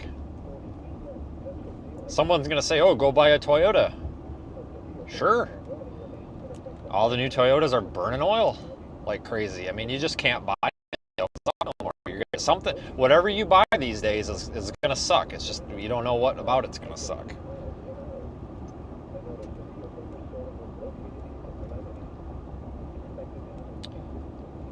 But I will tell you, folks, though, I am a firm believer in the EcoBoost 2.7 liter. In my opinion, knock on wood, in my opinion. Okay, fog lights off. Fog lights on. Oh yeah, they make a big, those new fog lights make a big difference on the sides, don't they? Look at that. Those ones I put, those LEDs, off, on. That's fog lights only. Not super bright, but they shine the ditches enough that I can see deer perfect. But I'm a big fan of the 2.7 EcoBoost. In my opinion, for a turbocharged motor, it's pretty damn reliable. They don't have the timing issues that the 3.5 does. Some of them do, but I'm going to tell you, folks, in the F-150 anyway, if they have a turbo problem, if the turbos burn up on them, which sometimes they do, turbos burn up on them, look it up. It is so easy to change a turbo on one of these. You basically need a couple of sockets and a bucket to catch the oil. You can just reach in through the fender well and it's right there. You can do it. You can replace the turbo on this or something. You don't have to pull the cab off. With the 3.5, a lot of people have to pull the damn cab off the damn truck to replace it. That's my big issue with EcoBoost, is I don't want to own an EcoBoost because I'm afraid the turbo is going to go out. And well, if you pay someone to replace both turbos, you're probably looking at $5,500. And they're going to go out. Probably 150,000 to 200,000 miles. One or two of them is going to go out, probably. Or you at least have decent chances of it going out. Well, I can buy the turbo from Borg Warner, which is who makes it, and what is it, like $480? So $480 aside, I can do the thing myself. It's an hour job, if even. You know, so I don't really worry about it with this engine. That's why I wanted the 2.7, because I like this motor so much more than anything else Ford makes. It is a pretty solid engine. Like the, I don't know if you guys knew the little 4-cylinder, is it a 4-cylinder or is it a V6? I think it's a 3-liter. It might be a 4-cylinder. Whatever it is. The little baby Duramax, I think it's the Duramax, right? The baby one. It's that they're putting in like the new Silverados. They have a timing chain in them, or I'm sorry, a timing belt. Is it a timing belt or is it an oil pump? I think an oil pump belt. They have an oil pump belt, a rubber oil pump belt on the back of the engine, inside on the back of the engine, that you have to replace. Like, it's scheduled maintenance, like every 60,000 miles you have to replace it. You have to pull the transmission out of the truck to replace it. So you're telling me they're making trucks, Chevrolet is making a truck that planned maintenance is every 60,000 miles, which some people drive that much in a year. Every 60,000 miles, you have to go in and have the transmission removed from the vehicle to replace a belt on the engine. Tell me how that makes any sense. It's stupid. And that's how these car manufacturers are. And, you know, someone's always like, oh, go buy a Toyota. You know what? I do like the Toyota pickup truck. I like the Tundra. I also don't... You know how much one of those cost for the specs I need and the lower mileage and engine hours and stuff that I need? You're not going to find one for less than 50 grand. Unless it's like 15 years old. It's ridiculous. Some damn things, the Toyotas, they hold their value because they're good cars, but I don't have the money to throw into one of those. Are you kidding me? This F-150 was what, 33, 32, 33? I mean, for shit's sakes. They had 100,000 mile, 10-year-old Toyota Tundras on the lot that were more expensive than this. Toyotas hold their value. If you want to buy a vehicle that's not gonna depreciate very fast, go buy a Toyota. Seriously. Well, I'm just messing around with my lights to see how they all look with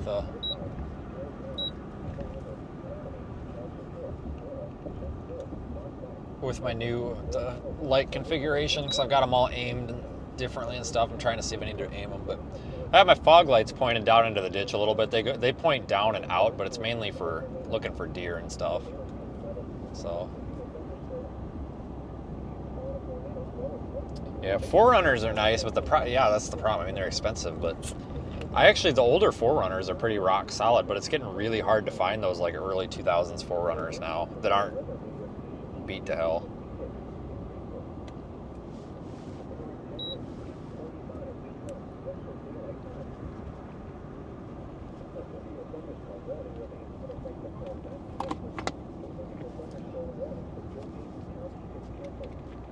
Got a little bit of lightning out here still, but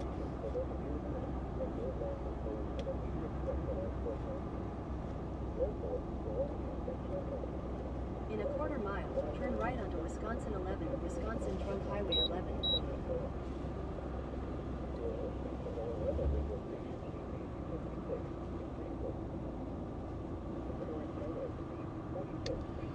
yeah, I was a little bit surprised though when I forgot that Ford was these F-150s are all aluminum. Take the next right onto Wisconsin I was a little surprised when I drilled a hole in it for the antenna on the roof that aluminum shavings were coming off and not steel shavings. And I'm like, oh yeah, that's right, it's a freaking aluminum truck. Which also means it probably dents extremely easy, which is another reason to keep it out of the hail. That's for sure. You've got a power... What?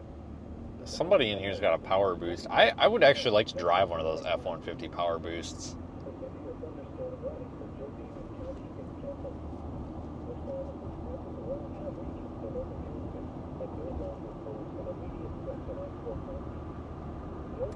You got rid of it because the differential drain plug got stripped?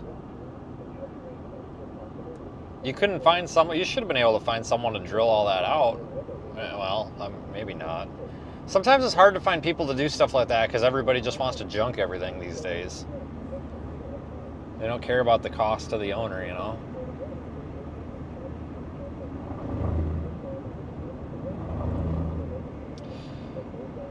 Yeah, the problem with Patrick's right, it won't have the rust issues, because a lot of these F-150s had cab corner rust issues, but the box frame, these F-150s use a box frame, and they pretty much always have. But there's been a lot of reports of this generation having frame rust issues, frame rot issues. This truck's from down south. It was titled in like Louisiana or something last. This came from like Louisiana. But I am concerned about that with just road salt, because the box frame is just a tubular, it's an enclosed frame, and there's holes in it, obviously. Well, I'm afraid that salt brine is going to get in them damn holes and get inside the frame, and no matter how many times you wash it, it's going to start rotting from the inside. Because, after every snowstorm, every time we take it on the road when there's salt, I wash the truck. And I don't just wash the outside, I get underneath it, lay down on the frickin' car wash and spray underneath, because I don't want my shit rusting. I hate rust. And that's how I keep my vehicles clean. I've never had a vehicle rust out. As long as you wash it good, it won't rust out. So I'm going to have to spray or rust treat the inside of this frame. So I'm going to have to order. Now, I know it's a little controversial. A lot of people will go and get their truck like Z-barred.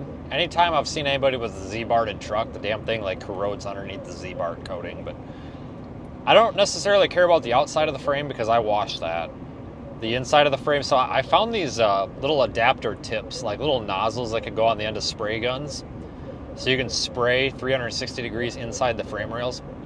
And I think I'm going to use fluid film. Wool wax is another one, either fluid film or wool wax. I'm going to have to get inside of the frame and just spend like an hour going in and out of the inside of the frame, and before winter just dousing it, just every year before winter just fill it full of fluid film or something. Just to prevent that. Fluid film, you actually can get in a spray can, and you can spray it on nuts and bolts and stuff, and it's like it looks like cooking spray. When you spray it on, it looks like cooking, like, Pam cooking spray. It kind of sort of is almost the same consistency almost.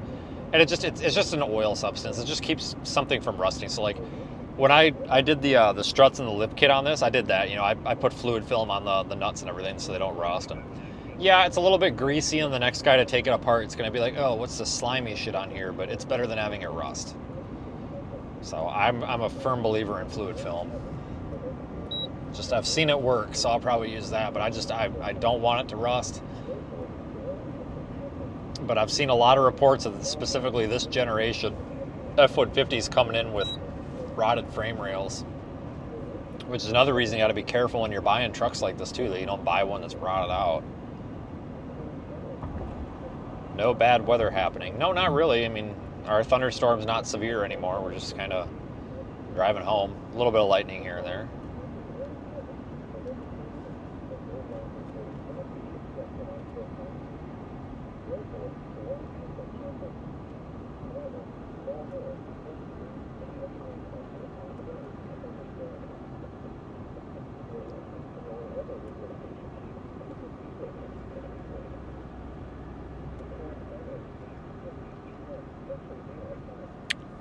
No, I will not put a bigger lift on this truck. So it didn't come across the Restream bot, but somebody had I missed the username. Somebody wrote a paragraph asking about if I would consider lifting the vehicle more. Guys, I would. Because like a 4-inch lift on a vehicle like this would be really good off-road, but I have to keep the vehicle so it has good road manners. And yeah, if you put a proper lift on, it's not such a big deal, but you start lifting the vehicle and it's not good for driving fast. So I've got the 2-inch level on it. That's fine. That's good enough for us. I really don't want to go any more than that, because you start having issues with road manners. It gets blown around easier in the wind. But with that 2-inch lift in the front to level the truck, it's actually pretty good. We've got, I think it's 10.5 inches, because I've got bigger tires. I've got 33s. The factory tire size is 31. It's like an even 31 inch. It's like 255, 60, 17 or something like that. These are 33. Well, it's a 1/4 inch. It's like 32.75 inch. It's basically a 33. It's metric measurements, but it's basically a 33 inch. I think it's I think this is like a 275 70 17 or 275, 75, 17, something. I don't know. It's like a 30. It's a 33. But I've got 33-inch tires on here, so we got like an extra like inch of clearance, almost. I think I'm over 10 inches to the bottom of the rear diff. But it's not for me, for the driving that I do. It's not necessarily, like when we're up in the mountains and stuff, it's not really the axle to ground clearance that I need. It's the everything else and every other component under the truck to ground clearance that I need. Because we can't be dragging rocker panels on rocks. We can't be dragging bumpers on rocks. Like, you know, if there's a rock, I can go over it, and if it tickles the axle a little, I mean, I can figure out ways around it. I don't want to be dragging the body of the truck, you know, on corners around rocks. Like that 2-inch level is enough to get the front bumper up. I mean, stock height on this is fine for the off, you know, the kind of stuff, like 99% of like trail driving and stuff. If you're doing rock crawling, obviously not, but that's something you wouldn't be doing in a full-size truck like this anyway. I would like to go with a little bit bigger tire, but then you run into the problem, because I can fit 35s on here, and I kind of would like to put 35s on here because I think they look nice, but honestly, if I put a 35 on here, I'm really afraid that when you're doing 80, 90 miles an hour down the road for whatever God reason you have to, and you get a 60 mile an hour crosswind, I'm kind of afraid the damn thing's going to go sailing. You know, or you got to make a sharp corner real fast. That's a lot of sidewall, and that's a lot of flex, and it makes your truck real soft in those corners. It's probably not a good idea for the driving and stuff.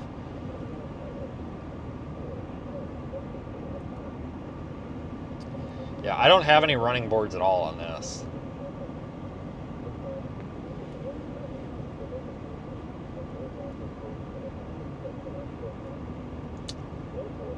I do have the grab handles. I don't have any running boards. I would like to put a step under there, but I don't want it to get caught on anything, so I might not. It's because any running board on here, I guarantee I'm going to rip it off. But it is actually kind of, I struggle a little bit getting in here. I have to pull myself up. It's real awkward. I wish I could put running boards on it. Northeastern Carroll County, southwestern Stevenson County until 10 p.m. At 8:53 p.m., a severe thunderstorm was located over Elmaville, or 12 miles north of Mount Carroll, moving southeast at 15 miles an hour. Expected hazards include 60 miles an hour wind gusts and quarter-size hail. The following impacts are expected. Hail damage to vehicles is expected. Expect wind damage to roofs, siding, and trees. Locations impacted include... But yeah, I would like a nice set of like steel powder-coated running boards, but I know I'm just gonna rip them up. They're gonna get caught, but I do want to eventually, obviously not right now, but eventually I want to replace the rear bumper with an aftermarket one that's got like a step in it, like a little step, because if I want to jump up in the bed, it would be nice if there was a little step on the bumper. It'd save a lot of hassle. They did severe warn that storm by Stockton, the one that we just left. Go figure. But it's only for 60 mile an hour winds, 1-inch hail. I'm not too worried about it.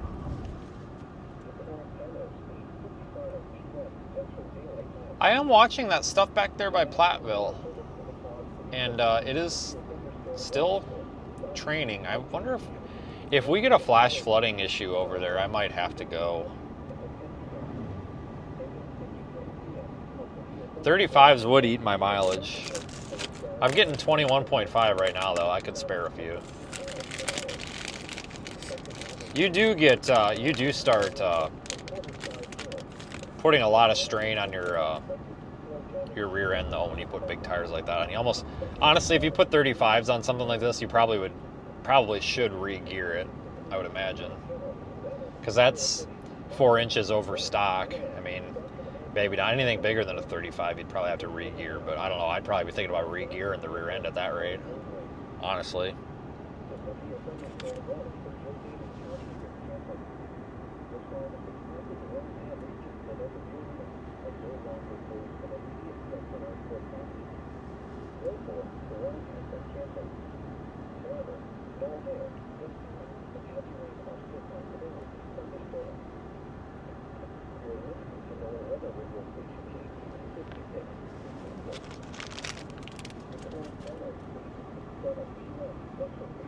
Got one of these Sunday drivers ahead of us 1 day early. We're doing 44 and a 60 or a 55 with no road hazards. Awesome.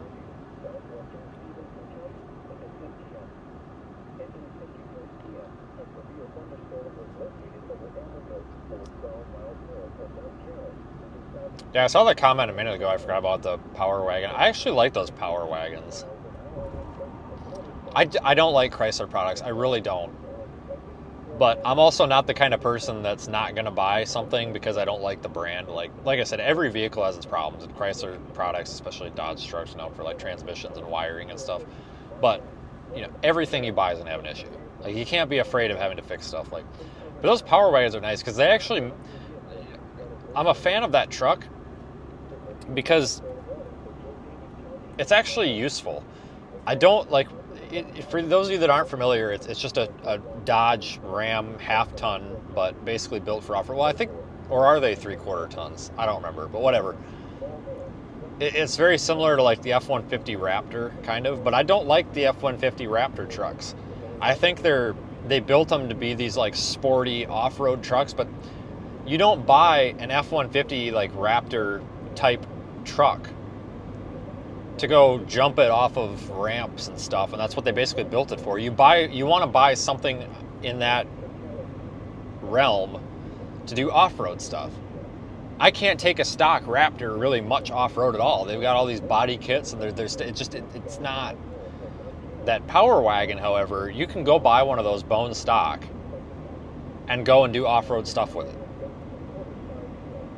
Like, I feel like they really built that truck for the people that they knew wanted to buy it. I feel like with the F-150, like the Raptor, like they just built that to make it look cool and put bigger tires and fancy shocks on an F-150. And like, there you go.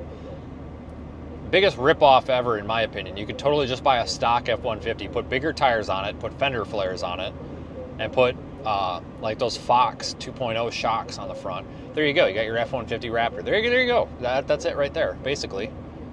Add some bumper stickers and you're good to go. But I do like those Power Wagons because I've seen a lot of people in the off-road community that have them and they really like them.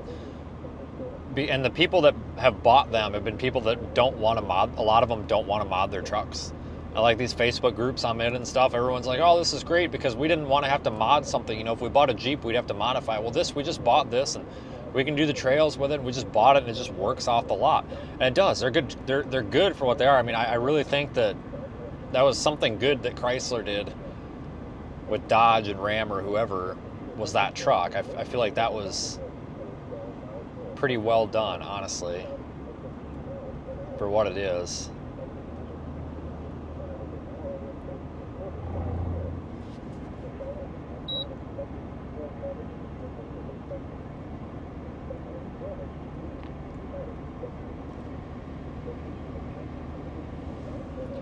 But I will tell you though, when it comes to pickup trucks, you will not find a nicer interior than in a Dodge, well, or Ram, whatever, quote unquote Ram, because I guess they're just Ram now. They took the Dodge, I guess, I don't know, whatever.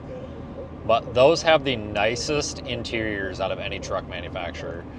Like, just the screens and the buttons and the materials, everything, it is like the nicest. Like, if you want to buy something for comfort, that's really what you should buy. Like, yeah, Ford does a great job, even with like the Lariats and the King Ranch and stuff. Like, they make some really nice interiors. Like this is an XLT.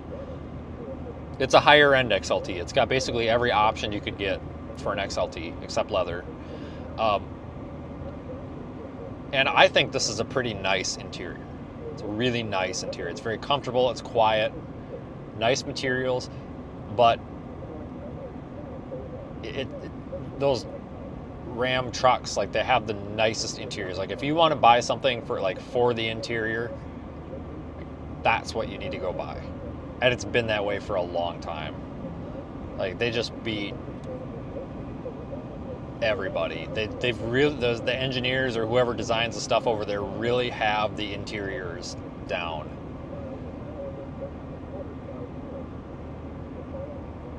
Yeah, the newer Fords do too. I agree. So ever since 2000, was it 14? no, 15, the new body style, like my body style F-150. The F-150s and the Super Duties, I think they really stepped up the interior. Like the radio looks nicer, the center stack looks nicer, the materials it does.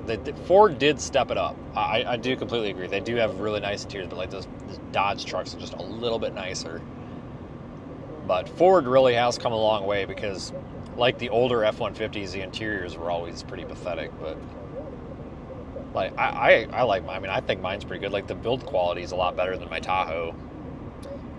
Like, because my old, like my lifted Tahoe, like the one that's dead, basically, you know, that's an LT, or not an LT, that's a Z71 with a lot of options. It's supposed to be a nicer truck, but the interior is like chintzy. It looks nice, but the materials are really cheap. A lot of rattling, but I don't know.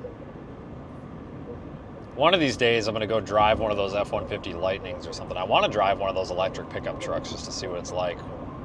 I don't think I could own one, but I'd like to drive one. I've seen a lot. There's somebody in the chat that has a Power Boost, and he said he liked it the last live stream. I've seen a lot of locals with the new Power Boost F-150s, which is not the full electric. It's just like a hybrid. It's got an electric motor in line with the drivetrain. Gives you a lot of low-end torque.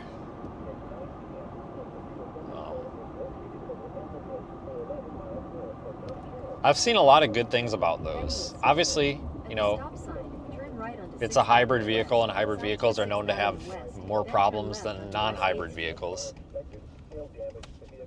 And it's still early, you know, they haven't been out very long, so we don't know what the problems are going to be like long term. But I've seen a lot of good reviews. A lot of people like on these, because I'm in a lot of these Facebook groups for like off-road stuff, and there's a guy out in Utah that's in one of these Colorado San Juan Mountain whatever Facebook groups, and he's keeps sharing some build photos. He's building out his Power Boost for off-road stuff, and you know, that guy just rants and raves about how nice it is, and a lot of other people I've seen, just everybody's giving them good reviews. So as long as they aren't built out of glass, then that might be the future of all F-150s, honestly. And I'm all for it. But they sure are nice looking, though. I mean, Ford has built some nice trucks now.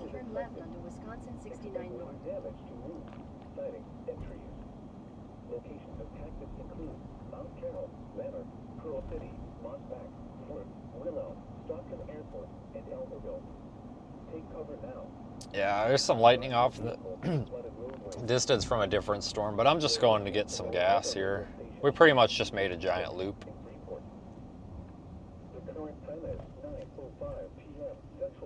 Yeah, I definitely could have stayed at home. I probably didn't need to go out and mess with this stuff, but here we are. This kind of proved to be a little bit underwhelming. At 9 p.m., a severe thunderstorm was located over Elmerville, or 11 miles north of Mount Carroll, moving southeast at 15 miles an hour. Expected hazards include 60 miles an hour wind gusts and quarter-size hail. The following impacts are expected. Hail damage to vehicles is expected. Expect wind damage to roofs, siding, and trees. Locations impacted include At the light, turn left onto Wisconsin 69 North. Yeah, this is the town that I used to live in for a long time. It's basically a bunch of 60-year-old white males. That's basically the demographic of this town. Continue for half a mile. The current time is 9:06 p.m. Central Daylight Time. A severe thunderstorm warning remains in effect until 10 p.m. for southeastern Joe Davies, northeastern Carroll, and southwestern Stevenson counties. At 9 p.m., a severe thunderstorm was located over Elmerville. All right, let's get some gas. Let's see, where can I pull in here? Turn left onto 6th Street.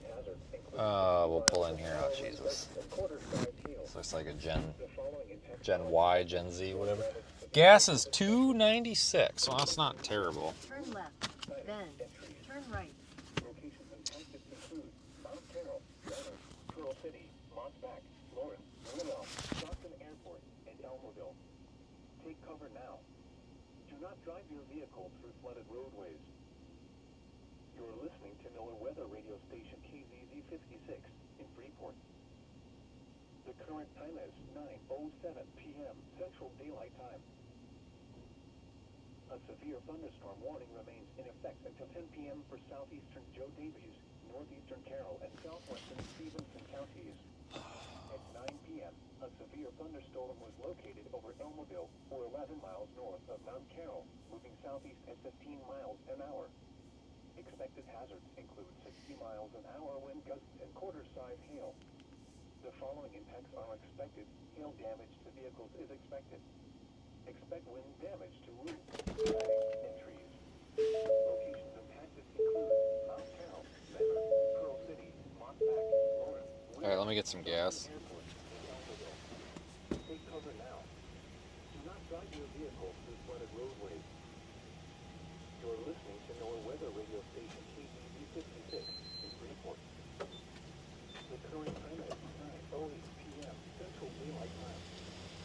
A severe thunderstorm warning remains in effect until 10 p.m. for southeastern Joe Davies, northeastern Carroll, and southwestern Stevenson counties. At 9 p.m., a severe thunderstorm was located over Elmaville, or 11 miles north of Mount Carroll, moving southeast at 15 miles an hour. Expected hazards include 60 miles an hour wind gusts and quarter-size hail. The following impacts are expected. Hail damage to vehicles is expected. Expect wind damage to roofs, siding, and trees. Locations impacted include Mount Carroll, Leonard, Pearl City, Montback, Lawrence, Willow, Stockton Airport, and Elmaville. Take cover now. Do not drive your vehicle through flooded roadways. You are listening to NOAA weather radio station KZZ 56 in Freeport. The current time is 9:09 p.m. Central Daylight Time. A severe thunderstorm warning remains in effect until 10 p.m. for southeastern Joe Davies, northeastern southwestern Stevenson counties. At 9 p.m., a severe thunderstorm was located over Elmaville, or 11 miles north of Mount Carroll, moving southeast at 15 miles an hour. Expected hazards include 60 miles an hour. Okay, well that's all the gas I'm gonna get because I know where I can get this cheaper.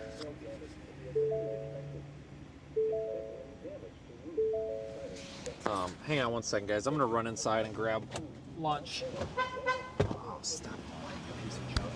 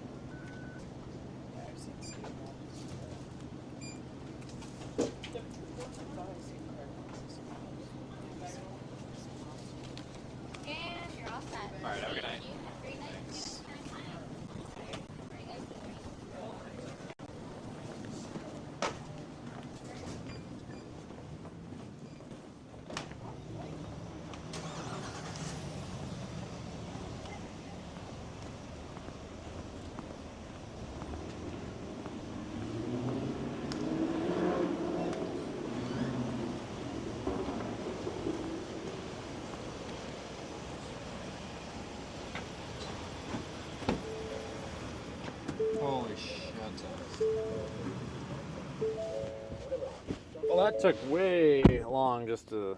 Holy smokes.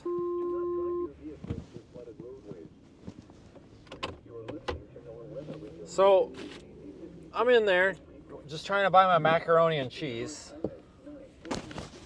And there's this... Let me paint the picture for you. There's like 12 people in line. One cashier. Poor guy's like overloaded. There's a girl that looks like she's like 12 years old buying a 12 pack of Busch Light. Hold on, we're just drop signal for some reason. I don't know why.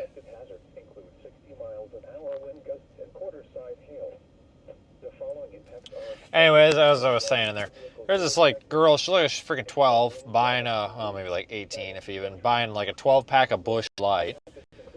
She can't find her ID. It's like, oh, for God's sakes, like whatever. You're at a gas station, you're buying Busch Light. You'd think you'd be, you look like you're 5. You would expect to, be carded, so whatever. She can't find it, and then the weird dude that was ahead of her, he bought a $1 soda. Guess his card got declined after he had already walked away. Oh boy, so then they had to flag him down, so they had to cancel the Busch Light transaction, and they had to check him out, and then his card was going wrong again, and then it finally goes through, so now we got through that one. All right, next, on to Busch Light lady, Anyway, get through, it's her turn again, and then they're like, sir, you forgot your drink, so he walked away without even taking his drink, so then they had to stop the checkout process so somebody could give him his freaking drink. It's like, oh, for Christ's sakes, guys. And then they finally called somebody up there and we got going. But, oh, my God. That poor cashier dude needed some freaking help. That freaking place is packed. That's long story short, don't go buy Busch Light this time of night. I don't know.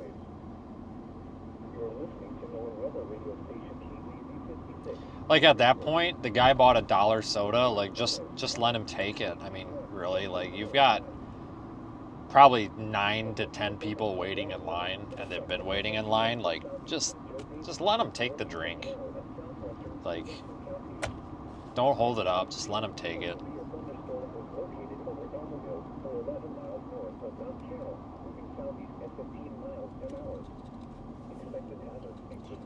Guys, I'm gonna get out of here. That was it. There is a small possibility I may go out later. If we get a flash flood threat out of that stuff that's over there by Platteville, I'm going to go for it because it's about an hour from home. That could be like by 2 or 3 in the morning if this stuff persists over the next several hours. But if that stuff sets up with and starts flooding, I'll go back out there. But otherwise, I'm probably done.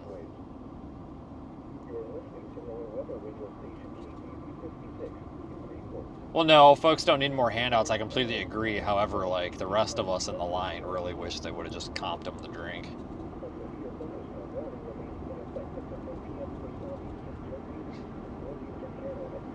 So, I appreciate everybody who rode along tonight. This was a waste, but, I didn't know... I shouldn't say it was a waste.